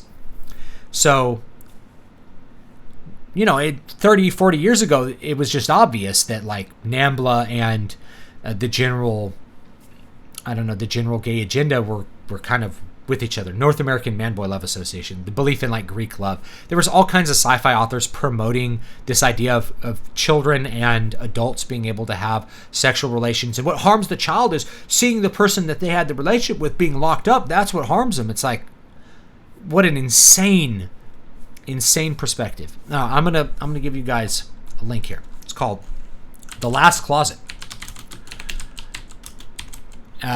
And it's by Moira Grayland. Now, if you don't know who Moira Grayland is, she's the daughter of the woman who wrote The Mists of Avalon. Marion Zimmer Bradley, that's her name. I had to Google. I couldn't remember her last name. So, because they have different last names. So, The Last Closet is about just rampant child abuse in the science fiction community from this daughter of Marion Zimmer Bradley. That this kind of stuff was viewed as positive, that it was promoted, that they used conventions to basically victimize children, the children of fans, the children of other authors in some cases, because they believed that these relationships were healthy for children and good and appropriate. So it was there a long time ago. That got filtered out as the message became more about, hey, gay relationships are just like heterosexual relationships. They're the same. Well, they're not really the same. Well, they're not the same because there's no reproduction involved, if we want to take a secular approach. And because there's no reproduction involved, it really changes the nature of the relationship. More than that, most gay men that I've known who were married or in long-term relationships, it was pretty much always a negotiated open relationship, meaning that they were able to engage in sex outside that relationship. It wasn't monogamous, in other words. And the gay community particularly, San Francisco is like a little over an hour away from me. You go down there, that's basically the norm, is free love. I missed a couple super chats here. Let me grab those. Kyle Potter, thank you. Have you thought about playing D&D again? Yes, but I have trouble editing. I feel overwhelmed and don't know where to start. Okay, let me give you two things. So yes, I do feel like playing D&D again, but I want to play advanced Dungeons and Dragons. I'll play the old school stuff. So advanced D&D, AD&D, or 2.0 AD&D, really good system. To me, that's like peak D&D. If you're a more hardcore player, you can start with first edition though. Start with first edition, and it's more basic and it's really a lot of fun to play. The problem is people bring into D&D 1 and 2 attitudes from third edition on. And those attitudes are like, this is my character and I'm role playing as him and I care about him, rather than, all right, I'm rolling an elf and we're gonna see what. Oh, he killed. I died. I got to roll a new character. Where it's like, the character's part of constructing your toolkit for how you're going to deal with your dungeon, and it's part of the challenge of the game. A little bit different. So I like the older school approach to D&D. I think it's a lot more fun. It's faster. It's simpler in a lot of ways. D&D 3.5, it seems more complex. It's not more complex except that you have to just look through endless rule books to find crap. Same thing with 5th edition. 4th edition is underrated, but it's really a tactical RPG. It's a tactics game. It's not really D&D at all. It shouldn't have been called Dungeons & Dragons at all. It should have been called Dungeons & Dragons Tactics, and then it would have been a hit and people would have loved it. But they sold it as 4th edition to try to make people buy new books, and they didn't like it. So yeah, I do like D&D. But the problem is finding the time. So I've thought about this, like dedicating a night to doing it online or something, just to have more, I don't know, just have that experience again, and because it's more social experience. And right now I'm a little bit short on adult social experience with the pandemic and being a stay-at-home dad, where I, in the last 24 hours, I've spent like 20 of those hours with my daughter. It's a little bit old. I love her, but you need some time that's not that. Okay, now editing. I have trouble. I feel overwhelmed, and I don't know where to start. So here's a couple things. So when I'm drafting, I usually have a list of things that I want to change, that I'm like, oh, I came up with a new idea. I want to change this. I'll write it down. I won't go back and change it till the editing phase. So the first thing that you got to think, there's 3 layers to editing. There's the big stuff. Does the story work? That's the first thing you need to figure out. Next thing. It's going to be basically your execution elements. Is this prose describing the right things? Is my prose good? Is my dialogue good? These are the little things that you go through. And then last is copy editing, which is like, I'm going to try to get rid of my typos and make my sentences have the correct punctuation all the way through, no extra words and commas, that kind of stuff. So where people say editing, like, because I've shipped books with typos, they're like, it needs to be edited. It's like, that's not editing. That's proofreading. So proofreading or copy editing, that's that last step. So start with the story. Go back and read your story, and just think about, is everything that's happening convincing? And make a list, I'm not convinced by this. Or you can do it even before you go reading and just see if it's there. I'm not convinced by this. And then think, what could I add in that would make it more convincing? Or what could I take out that could make it more convincing? Okay. That's the first thing. So that's going to be your rewrites. Oh, this scene needs to be rewritten. I need to put the scene in a different place. So maybe you transpose some of the dialogue, you rewrite some of the prose, you write a new scene that serves the story a little better. So the first layer is the rewrites. And you don't need to rewrite your entire story. Don't listen to the advice on Twitter from writers who like to engage in self-flagellation about how bad they are. It's like when I see writing Twitter, particularly old pub writing Twitter, talk about having to do 15 drafts of their book, I'm reminded of like a battered woman, where they're like, if you're not ripping it to shreds, it's pure vanity. You're awful if you're not doing this. It's like, I deserve to suffer because I'm bad. That's like a battered woman. And if somebody's a domestic abuse victim, I'm not here to poke fun at you, but that's what it reminds me of. It reminds me of a woman trying to justify her abuser, saying, I deserved it. I'm bad, so of course I deserve to be hit.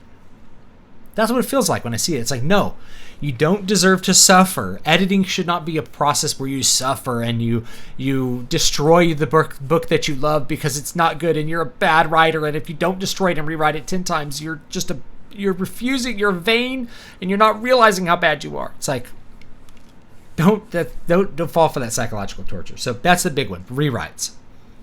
Next one is you need to decide if everything in your book, each scene, go scene by scene and decide, what is this scene doing? Ask a question. What is this scene doing?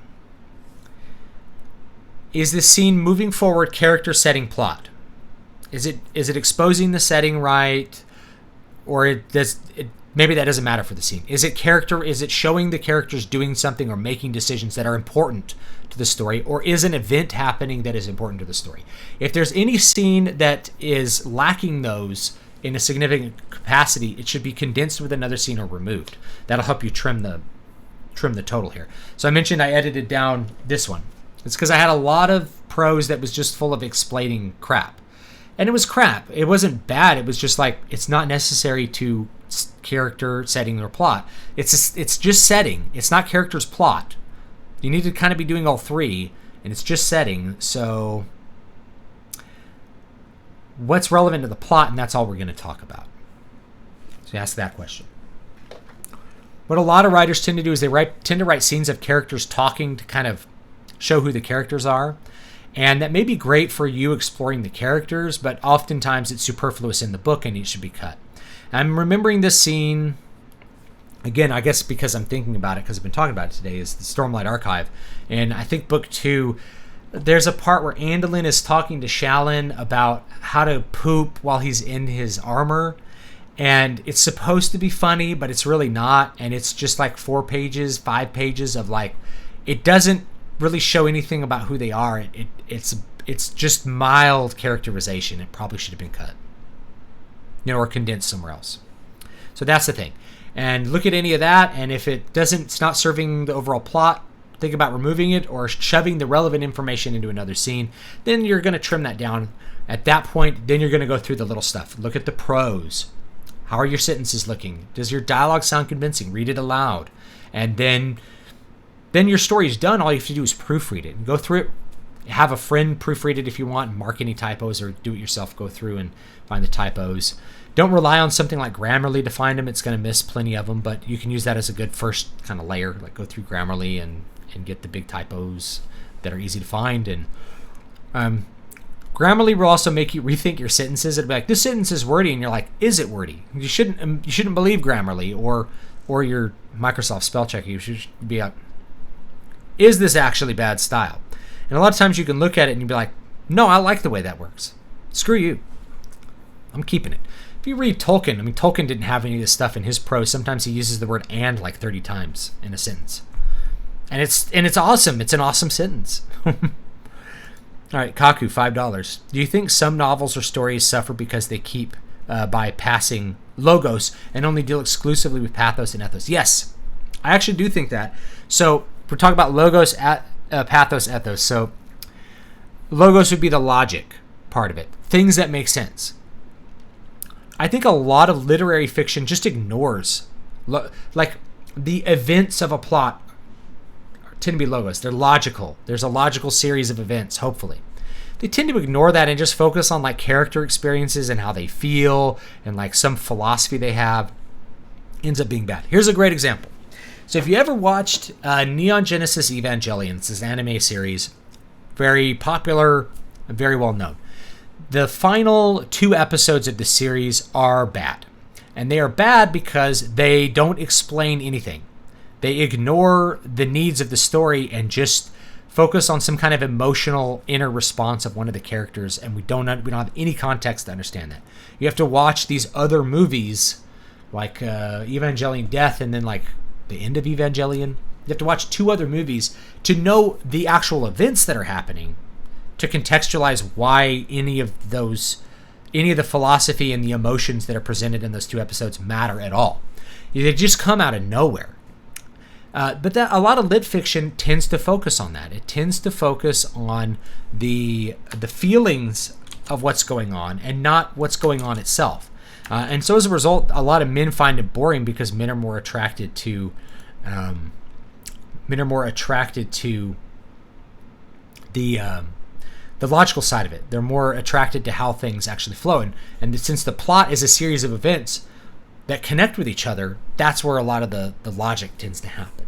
And the other thing is like characters that say act completely emotionally and never think about a reasonable justification for what they're doing. It seems like only villains ever have a reason. I don't like that. What I like better is, say, classic Bond. Bond is always very logical. He's always doing the thing because he has a reason to do it, rather than he's just afflicted by passion to go do something. He's clever. And I actually like that about Casino Royale too. It really kind of emphasized that logical aspect of it rather than some kind of emotionalism, trying to appeal to somebody's sense of pathos and things like that. So, yeah, I think you're right. Kaku. But science fiction tends to possibly focus too much on the reason stuff. How does all this fit together? And just ignores people's emotions and their feelings. The best science fiction has all of those things working well. Something like 1984. It's a great science fiction that has all of those things present in like really good amounts that make the story very convincing. The Moon is a Harsh Mistress by Robert Heinlein. I think it's one that starts with that logical arrangement of how things are going to be, And then people are also emotionally tied into what they're doing as well. They have emotional reasons. They have reasons for, for their actions and for the plot to evolve from those actions. So classic sci-fi the best sci-fi stories have all of these. You can always be Tolkien to put an index at the end of the threequel explaining the Gold Court and the legal system of Tyrant Scalo. I could. That's a great idea. Do you have much knowledge of diets for digestive issues like IBS? I don't. I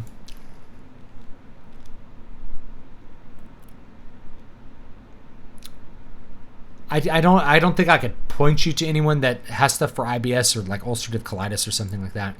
I don't. I know, just as an anecdote, my wife, when she was younger, that's what she was diagnosed with. Turns out she's allergic to gluten. Right. Turns out she can't have gluten. So it was a completely different affliction that was causing all of her issues. And once got rid of wheat, no more issues. So there you go. Oh yeah, I was gonna have the link for the last closet. Here you go. There it is. So this is definitely a rather dark read, just so you know. And I'm not a diet expert. I'm just a guy who's has a lot of experience just trying different diets and stuff. Story from Random Objects. Is this the Kaiser Sose of writing? I don't know. Who's better, Sam or Aragorn? Edit. I reposted so I could spell your name properly. Oh, okay. I like Aragorn better. He's more he's a Paragon character, really, in the books, but he's great. Is there any leftist thinker that's not a pedo? Probably some, yeah. But it depends depends where you're starting any kind of logical chain of assumption, right?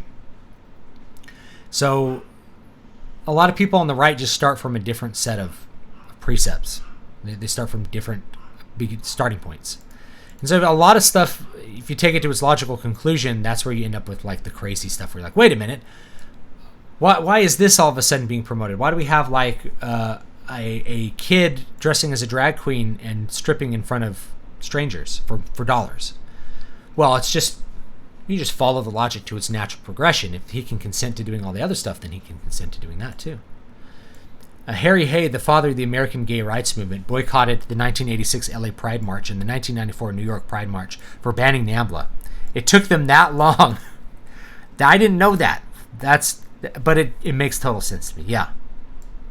It took them that long. They were a part of the movement early on, Do you think that Nabokov was promoting pedophilia with Lolita or trying to warn about it? I don't know. I don't think he was promoting it. I think it really comes off as something that's intended to be disturbing. But I don't know if it qualifies as a warning. I think it's supposed to be a little bit disturbing. And Lolita herself is an abuse victim, and you can see that, hopefully, if you're reading it. The people that read it and are like titillated by it, I don't know. I don't think he meant to promote it. If I'm just looking at the text, I don't know anything about the author though. I don't know if he was like that in real life or something weird. I just don't know anything about him. So, but I'm just looking at that. What about men fantasizing about older women taking their virginity as a boy? Is that different? I don't know. I think we treat it differently. We certainly treat it, and that we treat it differently because we can't view boys as victims of consent issues. It's always girls because, I shouldn't say it's girls. It's whoever is receptive sexually. It's a kind of a Roman school of thought. The sexually receptive one is whoever we view as the person in the inferior position and therefore the victim. So a boy who has sex with his older teacher or something like that, it's like the tendency tends to be with our society to not view him as a victim because he actively had the sex because it's an active thing with male. Therefore, he can't have been raped. But it's really a technical thing. He can't he can't consent to that. You've convinced somebody who's not of a full mind and body to do something that as an adult they would maybe not choose to do. And I didn't really fantasize about that as a boy. Not really. I was fantasizing about my peers, so I don't know. I think it's maybe older men looking at women that are their peers and being like, well, why is this 16-year-old so lucky to bang that hot 25-year-old that I want to bang? It's like you're kind of projecting the wrong thing into the boy. The boy is probably more interested in the girl down the road than his teacher. But it doesn't really matter what their feelings are. It's like your feelings are your feelings, but you can't consent. We just draw a line that makes sure it's not like, oh, you turn 18 and magically you're smart enough to do this. No, it's just you got to draw the line somewhere. Civnats comfortably lie to their fellow conservatives that them moving to a less diverse community is good, while you trying to maintain the homogeneity of the neighborhood is bad. Yeah, that's how it is. You just judge people by their actions, not their words. It's a lot easier. The actions are... people prefer to be like, at the very least, people prefer to be around others in the same economic status as them, if not the same like ethnic status. But like my neighborhood I have black neighbors, I got Indian neighbors, I got some neighbors from China, but we're all in the same economic status. So it's easy for us to get along, right? We're all living the same lifestyle, as it were. If we had like an apartment building on the other side and it was like full of people that were on welfare, then you'd have problems because their kids wouldn't be acting like the same way our kids are, stuff like that. They'd be raised differently. They'd come to the playground with different attitudes. They'd play different games. You're just aware of this stuff when you have kids too. Do you think that having creators and characters or universe oversee... do you think that having the creators of a character or universe oversee movie or TV adaptations is often a good solution to bad adaptations? I don't know. It probably is from a creative point of view, because that person's really committed to that vision being true. But in some cases, that commitment can go too far when you're changing mediums, where you really need to do some things differently because movies and books are not the same. Jeff Johns, who created DC Comics character Stargirl and based her on his dead sister, is overseeing the TV adaptation. Word of mouth says it's the first good DC Comics show in years. Yeah, it's because they commit to it. And the other thing is like, if you're a director and you get a job making a movie, you want to put your stamp on it. You want to be like, this is my movie. You want to do things that set it apart as yours. So you're like, man, I really think it'd be cooler if Stargirl were lesbian. That'll make my movie special or something, So they do things like that, and then the fans don't like it because they want it to actually be an adaptation. I feel like if you accept the job of adapting something, you should approach it respectfully as an adaptation, not this is going to be my way to express myself. You express yourself with your own original property. You do a good job with adaptations. Yes, there's creativity involved, but it's really about the technical process. It should be. So that's an interesting... Thank you for that, Hardwick.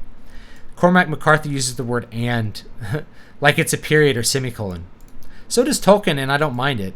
I wish I could do it more like in a better way. Oh yeah, they ran out of I heard this. Call me Chan. They ran out of money. I heard they not only ran out of money, they ran out of time. Like starting with like episode 12 or something. They were running out of money and time to make Evangelion.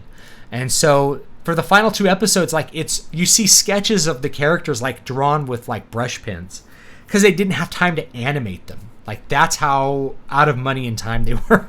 So it ends up being like, if you just watch those 2 episodes on their own, they're kind of weird and interesting in a way, but they just don't make any sense. They don't end the series. They don't do anything right. They're awful. So it's a great example. Like you just throw the plot, you throw all the reason out of it, and you just do emotions, and then it's complete. Like, what's going on? The last 2 episodes of JD Cowan. The last 2 episodes literally ignore the plot and give no ending. Yet some people consider it a classic. Go figure. Yeah, I think if you're gonna watch it, I'd say skip the last 2 episodes and like watch the movies, and then you can go back and watch those last 2 episodes, because the first time you watch it, you're like, what happened? I thought he killed this Christ kid, and then we're watching him talking to people with weird effects for 2 episodes, and then that's the end of the series. It's not good. I can tell you that much. Yeah, I heard they had no budget. Not only no budget, but like they were out of time. Like they were falling behind pretty early in the production. Couldn't keep up with it.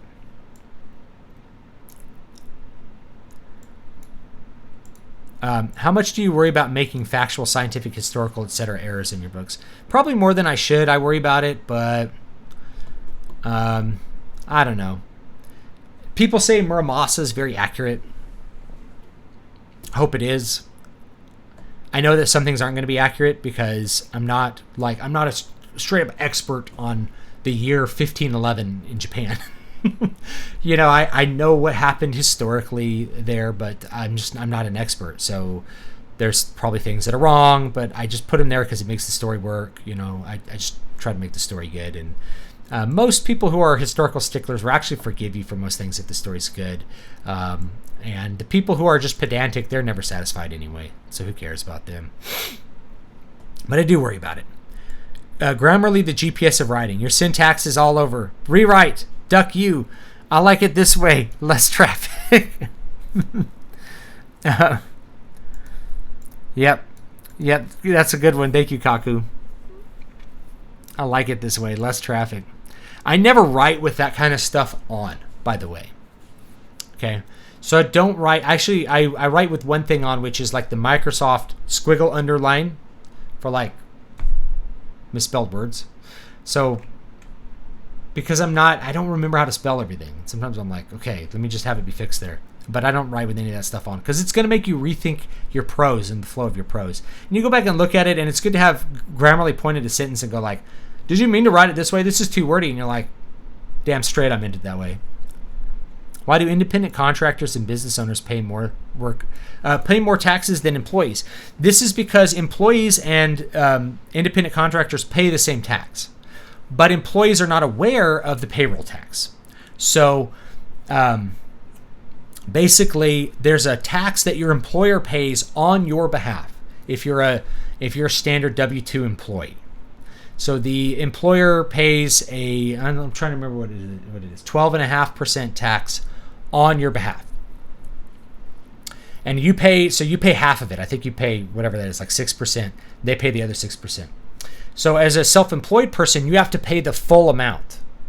So in reality, if you're a W-2 employee, there's taxes that are being taken out of your check that aren't even on that list. You see like, oh, they took out Medicare, they took out this, they took out that, took out income tax, California income tax, whatever it's going to be, Social Security tax. They don't show the payroll tax. So what you're actually paying is the payroll tax. So you have to keep that in mind if you're going to be self-employed, is that you need to have like plan to pay an extra 12% in tax. Always. You're always going to pay that.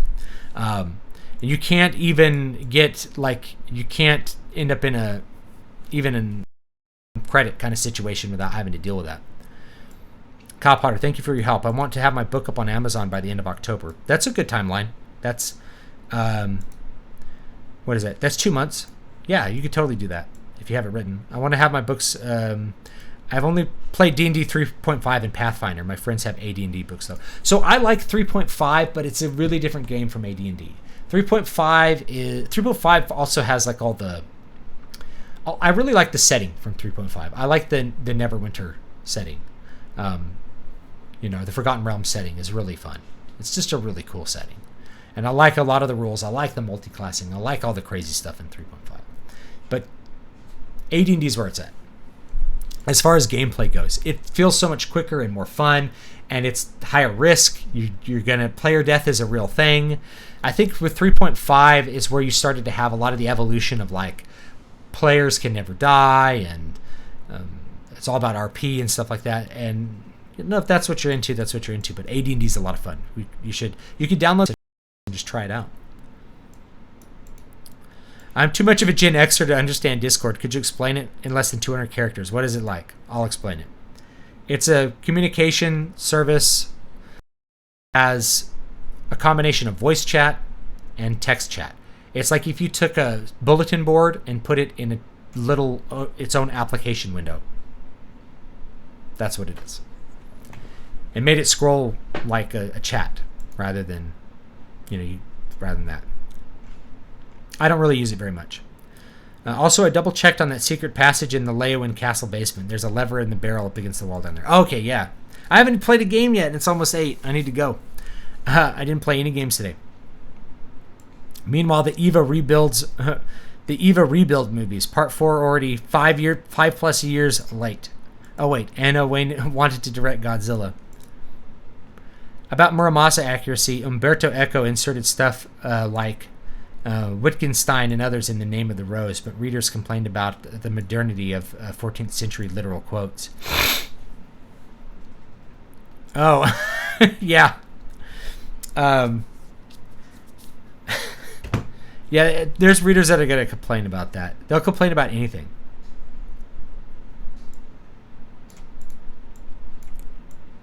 And they'll complain about anything. All right, I'm gonna play Oblivion for 10 minutes.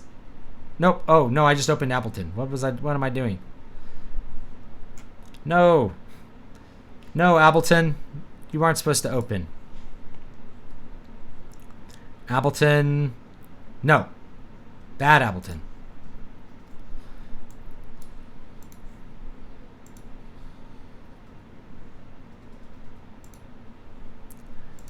All right, let me close Appleton.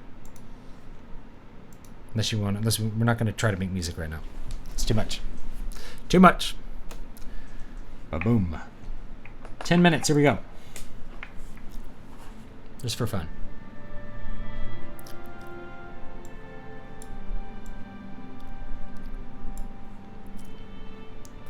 Call of Cthulhu does a little bit of what AD&D did, but through sheer lethality. You're encouraged to design your character, then the world is incredibly eager to kill you. Do you think it's sometimes more respectful for a remake to be different from the original so as to essentially be its own separate thing, like The Mummy? I kind of like, what they did with The Mummy. That's more of a reimagining, I guess, than a remake, so it's hard to say. I'm not big into remakes. I personally, I think if you're going to remake it, it ought to be for reasons like it needs to be different. You need to be wanting to do something really different. Otherwise, there's no reason to remake it. You really shouldn't be that faithful with remakes.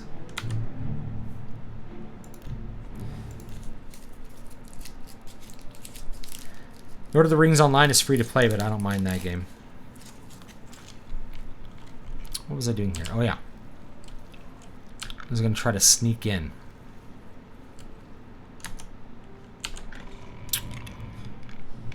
Here we go.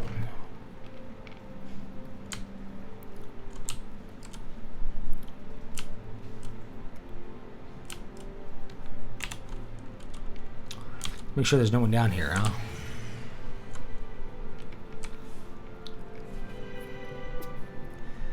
Love that music.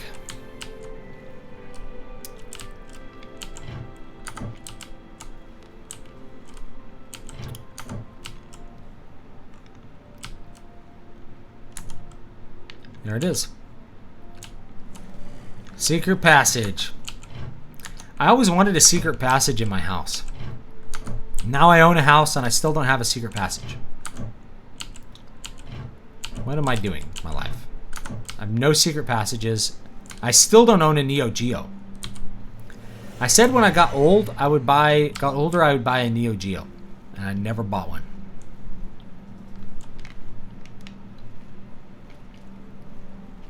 Why didn't I?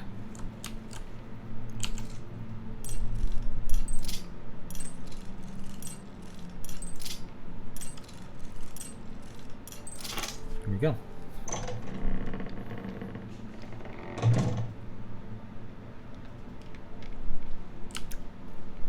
Yeah, the first edition Dungeon Master's Guide is pretty cool, I think. I think first edition in general, like if you start there and then go forward, I think that's quite a lot of fun. Pick that lock. Let's sit around picking locks.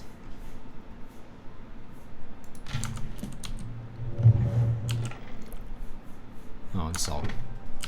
Whoa. Yeah, there's some bones here. Look at all this blood.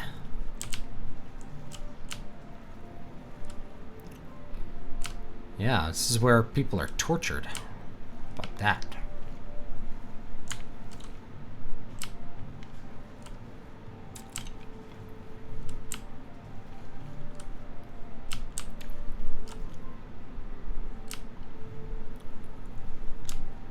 I think this is where she tortures, like, the lizard people. The Ben-Hur remake of 1959 had the advantage of having sound and being in color compared to the original. Yeah. Yeah, I could see that, right? If it's like a significant upgrade, like colored from silent black and white to color, that's pretty cool.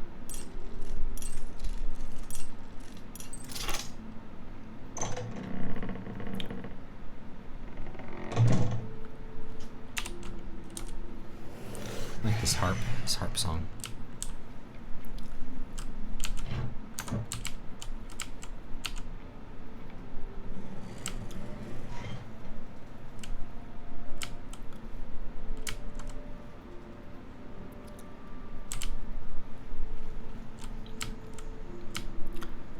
I think I'm going the right way, yeah.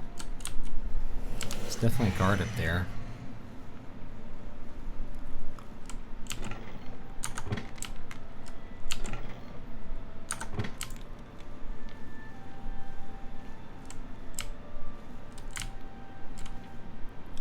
This is her secret passage she uses to go down and torture some.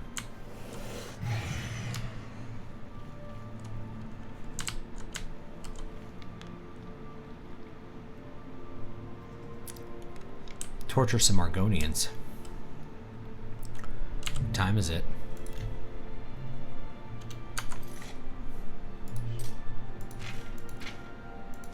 Tell me what time it is. 3:15 a.m. Yeah, this is when I want to be here. Okay. We walked off that way. See, she's sleeping over there. We'll just, oh, I already have the castle key, apparently.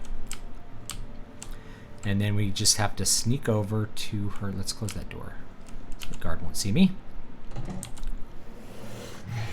Just have to sneak over to her jewelry box and steal the jewelry. I started playing Oblivion because of this stream. I love it. I'm so glad. This is a funny thing, like the characters just kind of sleep on the bed next to each other. It's really funny. Yeah, see, the guard doesn't come in, of course.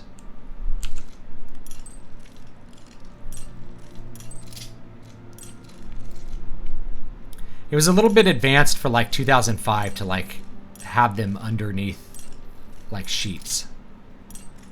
And now they were like, oh, it's so realistic the way the cloth moves when this character takes off her shirt in Last of Us 2.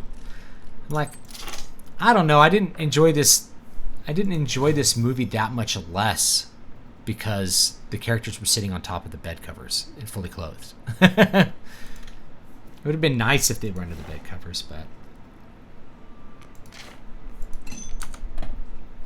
Now this is cool. This is a little thing here called Divining the Elder Scrolls. Of the night, the Elder Scrolls themselves can pierce the veil. They offer a view of the flux of time itself. The prophet who reads the scroll sees one version of what might be. Another prophet might have a different vision with equal veracity. The price for insight is the reader's sight. He is struck blind. Pretty cool. Shinyogo, been reading your Moonsong books. Almost done with Tyrant's Gallow and excited for book 3. That'll come out later this year. Gotta edit it still. Yeah, I always wanted a secret passage too in like a library / bar. I had a bar very briefly, but then I had children, and then that whole room became a playroom. And that's how that went down. Are you familiar with the book Lovecraft Country? I've heard of it, but I'm not going to pay any attention to it. It's just people kind of, you know, stealing the popularity of H.P. Lovecraft. You know, it's a total grift. We shouldn't pay any attention to these people, and we should call them out for the losers that they are. You know, Absolutely call them out for the losers they are. Same thing with like making books set in Lovecraft's universe. It's like, come on. You're going to make an RPG in Lovecraft's universe and at the same time get all pissy about how you thought he was a racist.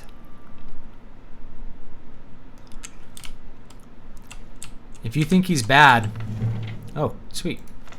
If you think he's bad, then do not, you know... If you think he's bad, do not use his IP. Be honest. Okay.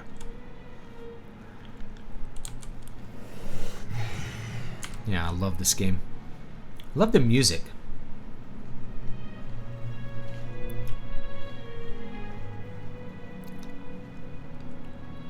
It's just great. It's like, it just fits so perfectly what this game is and was aesthetically and everything else. Just perfect.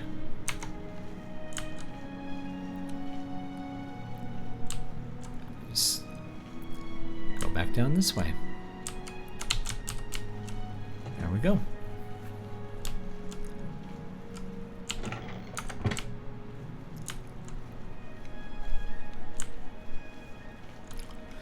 If two of your books were to be made into video games, which ones would you pick and what genres would they be?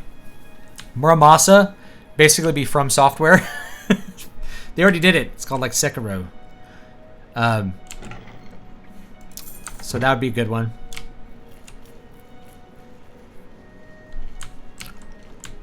I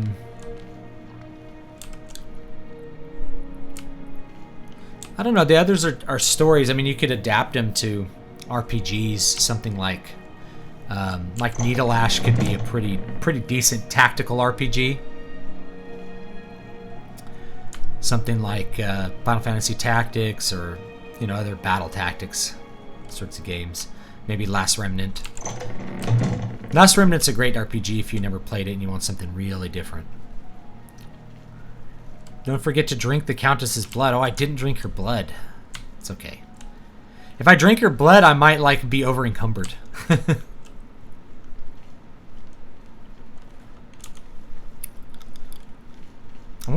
I think maybe for one of these streams I might switch to doing Morrowind, because Morrowind just has such a great atmosphere too.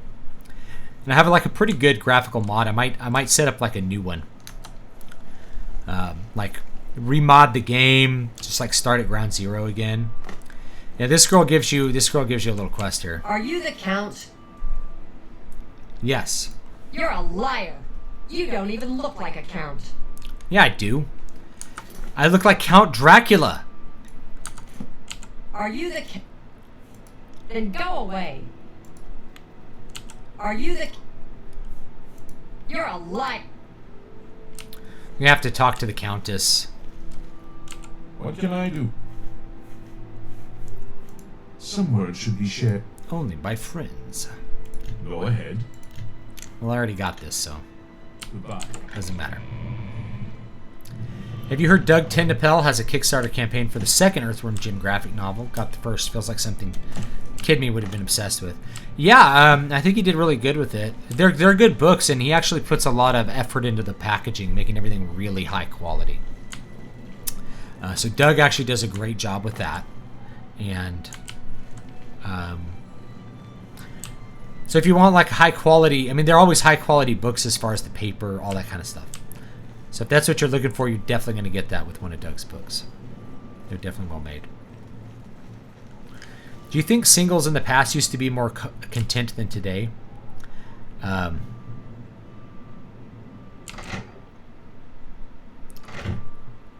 level are we? Oh, level 9. We got to level up one more time, and then I think we can get the skeleton key. Weebum nah. Hello there. Maybe like go in here and hide. They'll have a conversation. I'm Bijin. I'm a hunter and Weebamna's partner. I hope he didn't bother you about the rat thing. He's gone totally rat cuckoo, I'm afraid. Maybe Weebamna told you how we got all the rats here in Leowin. It's not so bad. He's been killing them for months. Okay. Take care. Yeah, Morrowind is awesome.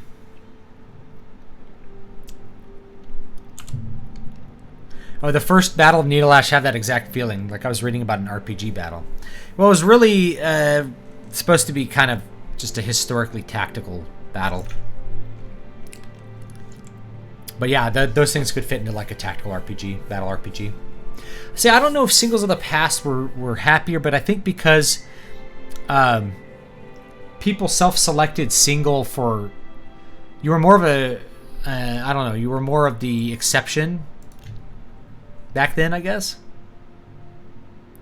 So, you know, you were more selected for it. I don't know if that makes any sense. Rats, hate them, everyone. Gonna hunt them down and chop them all to tiny bits.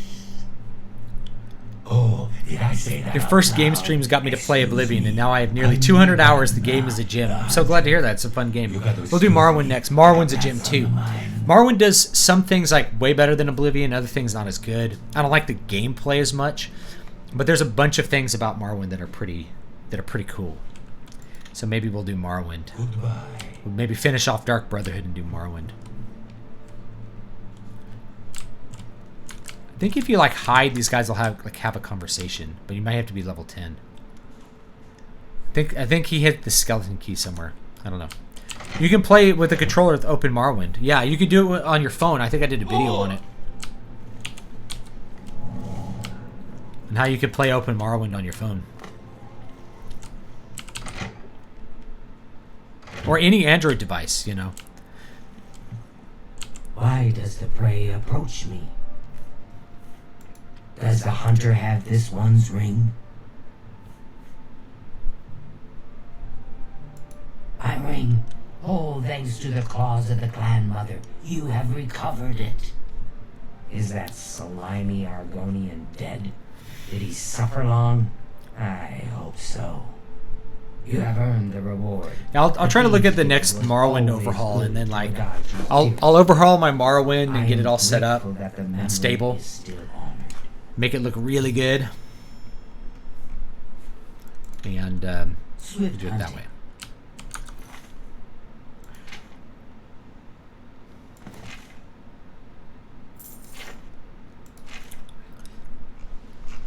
I don't know if I've trained block this level. I should probably do that. Or not block, armorer. You gotta wait around for a while. You gotta wait around like 8 hours. 9 hours.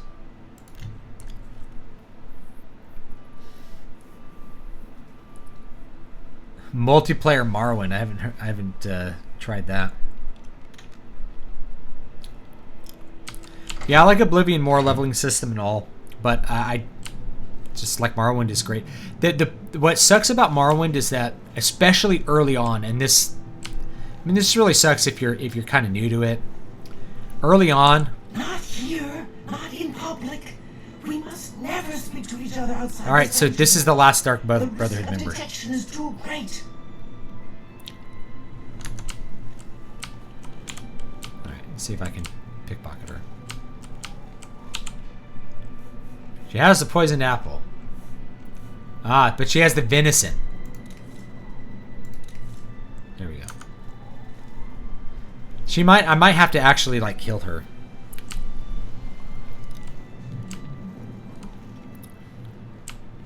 Hey, do you think what happened to Kvatch could happen here? No way. I might have to actually just like kill her. I wonder if I have a frenzy spell.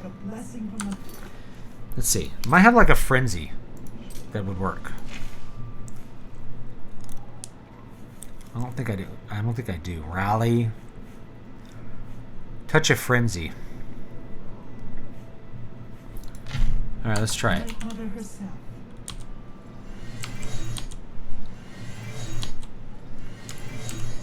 Nope, it's not gonna work. It's not strong enough. Not strong enough.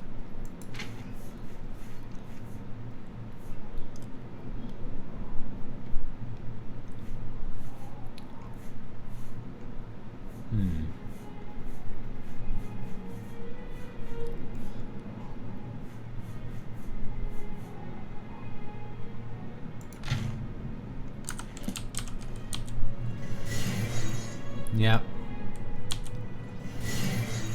Nope. If you make her frenzy, she'll attack the guard, and the guard will kill her for you.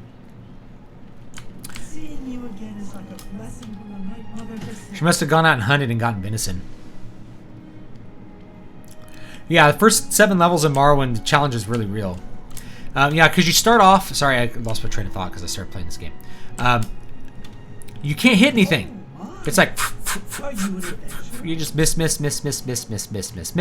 Finally hit. And just getting through that first cave without getting owned can be a real challenge sometimes. So, like, one of the things you can do is just turn the difficulty all the way down for the cave. And then, like, get a level, you know. And then it's a lot easier.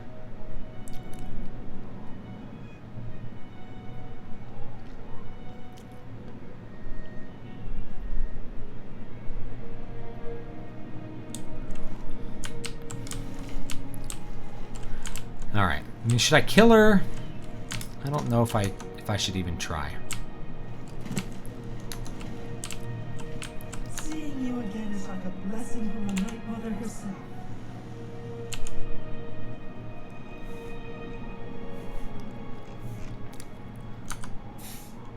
Take it. It's worthless to me anyway.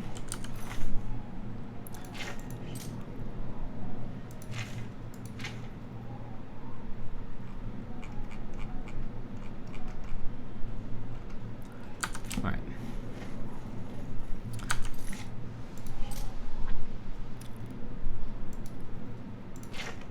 Alright, we'll head back to Breville. Turn in this quest. Yeah, you actually have to set your character up the way you were going to play in Morrowind to, like, survive the first few levels, is what it's like. So, but if you do that, then it gets really easy later. And that's the other problem, is that it just gets... There's no challenge later in the game. Early in the game, tons of challenge. Later in the game, you're just like God mode, and you can destroy anything. What? For the right price, I can make anything. He's seeing you. Yeah, if there's a combat overhaul mod, I could look some up. I mean, if you wanna send it to me or on Twitter or whatever, or link it, that might be used. That might be interesting to toy around with. Now, I have tried there is one where they, like, somebody put Morrowind into Oblivion's engine. It's really bad, and I don't really like it, so I don't really recommend it, but that one exists as well.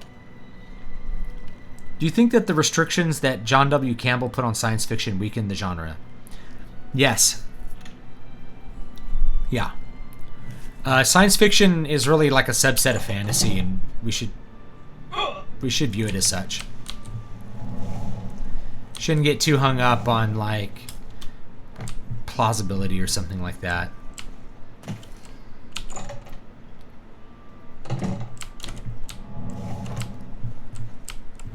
Just be about a fun story. I mean, you're dealing with magic anyway in the form of technology. Good work. You are truly an asset to the guild. I will make sure the Grey Fox himself hears about this. I am promoting you to... Marksman, acrobatics, hand-to-hand, unarmored, alchemy are good main skills for leveling fast. True. Your lighting right now makes you look like Vivek. Ah, Vivek. You are unproven, or at least gold is the blood of the... All right, I gotta fence more garbage. Shadow hide the hunter. All right. Let's go 11 hours. So we can leave this place.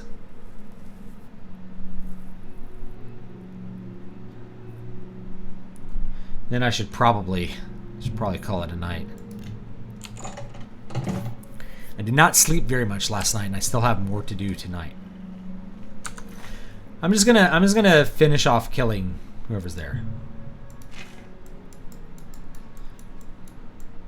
I know what's her face travels around, so let's look around for her. I'll put like a little on the map. Here we go. Let's go up there and kill the rest of them.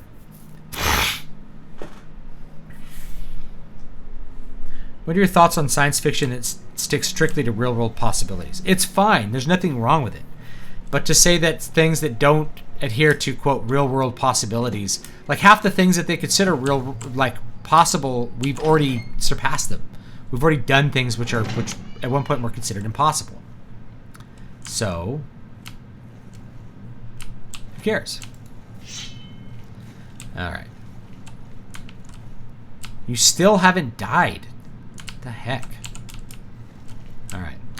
Clearly, I'm going to have to do this the old-fashioned way.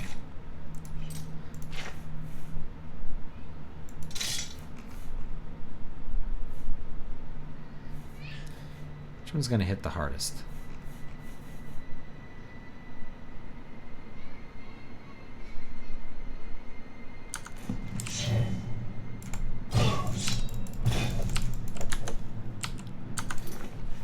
My Crimson Eviscerator.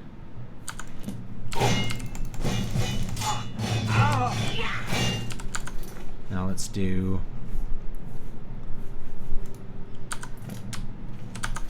Put that in. Oh yeah, we should put on our heavy armor.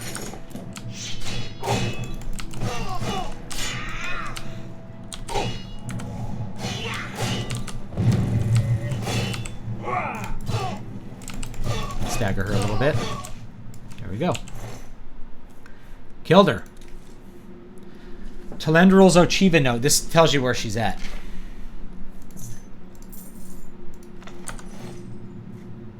You can take her shrouded armor. It doesn't sell for anything, though. Just leave it on her body. The Dark Guardian. He doesn't care. He just straight up is like, I don't care that you just killed that person. Don't care at all. It's just like, and then they start begging for their lives. They're like, why, brother? Why? If you aren't a vampire, he'll turn you into a vampire, which is kind of cool. Like a dark gift from the Night Mother herself. Please.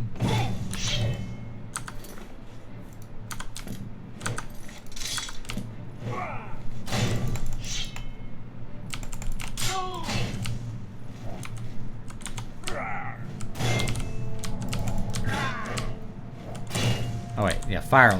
Fire will do this guy down real quick.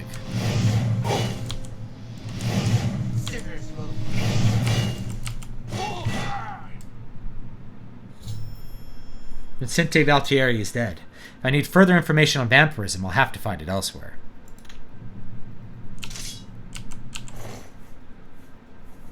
It's got some good stuff. So I like to take the that's worth a little bit of gold. You like to take his pants and stuff because you can enchant them. They're 0 weight. So if you want like a certain enchant, you can just put it on those clothes and just do it that way. It looks pretty good. Now let's look at the Ochiva note.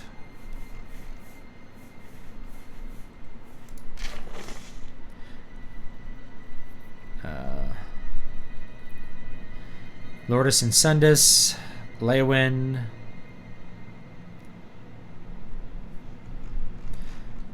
Friday and Shadenhall,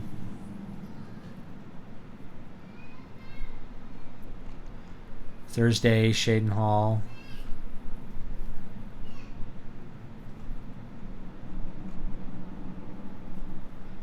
and I have to kind of track her down. Just pain. Actually, in Morrowind, you'd really have to track her down. In this, you kind of don't have to do too much. I think she's the last one I haven't killed. Now, did Ochiva drop a weapon? An Elven Dagger. Kind of weak. Oh, whatever. It's fine. I actually downloaded the Morrow Oblivion mod yesterday. Apparently, they are also making one from Morrowind to Skyrim, which the leap in tech is probably going to turn out better. They've been working on it for like 8 years or something now, though, and it I guess maybe it's just really hard to do. It's like, let's just play the original, I guess.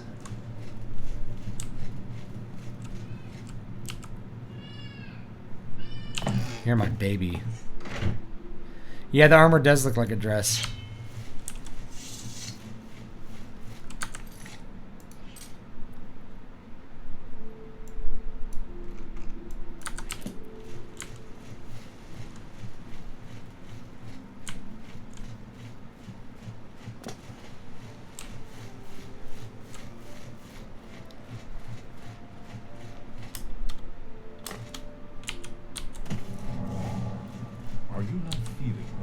I not feeling well? Well, I'm healing myself.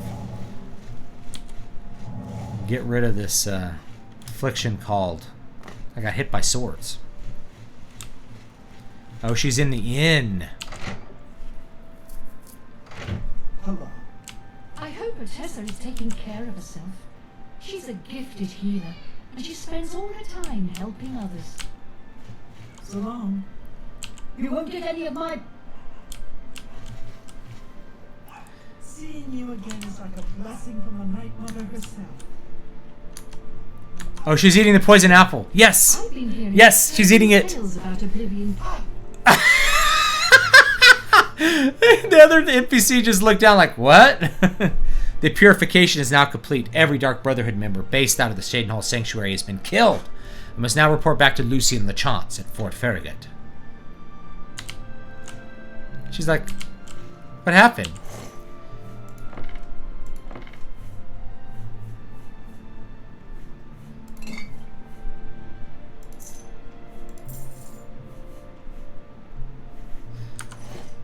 What happened? Here we go.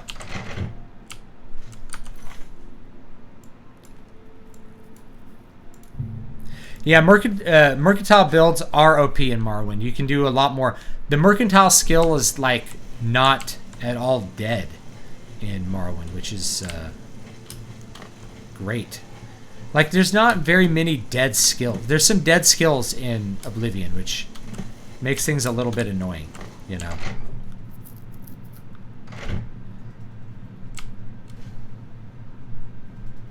Here he is. I just found an ant crawling on me. That's great. I got a poison for ants again. Is complete. Well done. Sithis has been appeased, and the time has come to acknowledge and reward your unwavering loyalty. Yes. The Black Hand is most pleased with your progress. You have been invited to share in secrets that few within the Dark Brotherhood even know exist. Your life in the Sanctuary is over. Those contracts are behind you. Now, you will serve the Black Hand. You will serve me. From this moment forward, you will walk in the shadows as my silencer. You will receive contracts only from me. Your new life has begun.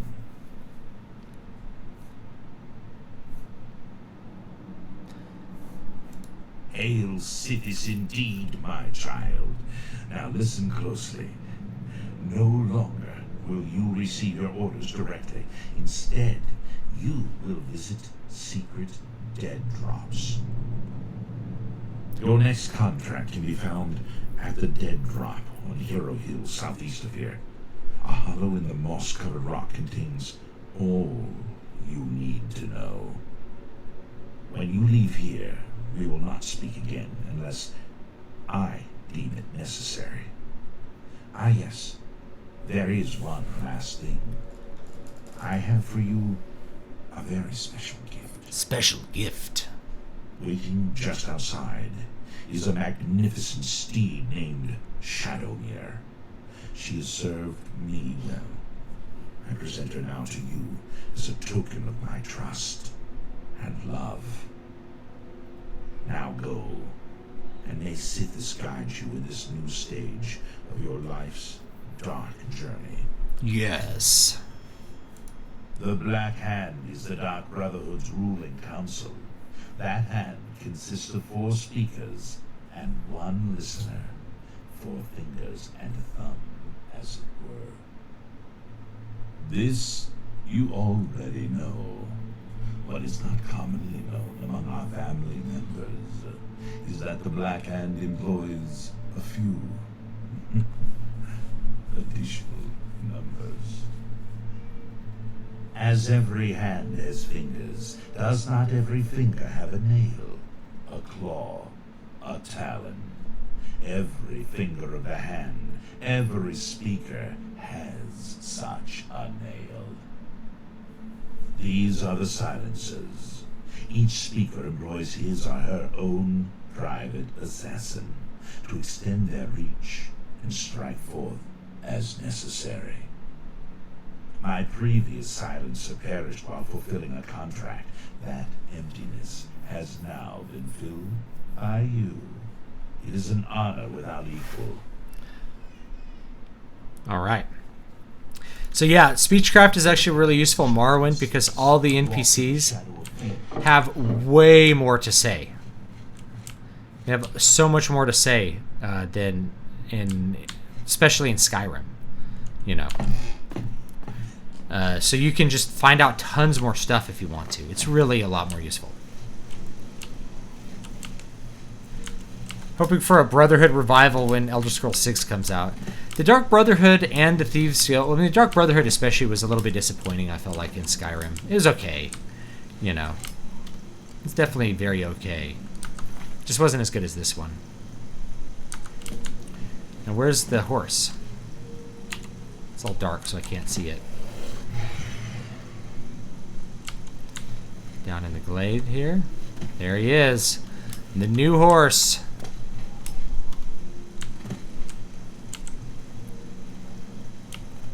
Here we go.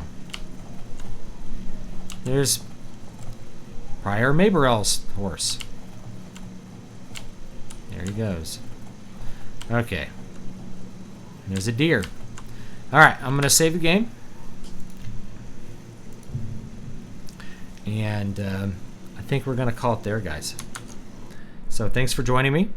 Hope you guys had a good time. And I will see you next week. Same time, 6 p.m. So hopefully we'll have fun with that. Sorry it took me a while to get to games today. That's just kind of how things went today. Just had a lot of questions, a lot of stuff, a lot of fun stuff to talk about. Anyway, I appreciate it, and I'll see you guys next time. Newest books is Tyrant's Gallow. It's Moonsong Book 2, for those of you that are interested in this fantasy series. And book 3 of this will hopefully be coming out. I'm going to try to get book 3 of Eternal Dream out this year, plus some other stuff that I've been holding on to a while. I got a lot on my plate to get done, and I also want to get out some music too, so we'll see what I can complete. I don't try to put a lot of strict timelines on myself just because you never know. Like stuff, like you get coronavirus, and then the writing sprint I was going to do for 2 weeks to get like 50,000 words done and be done with the novel right now didn't happen. So it's okay. We'll get it done, but it just might take a little longer. So check these out, and I will see you guys next time.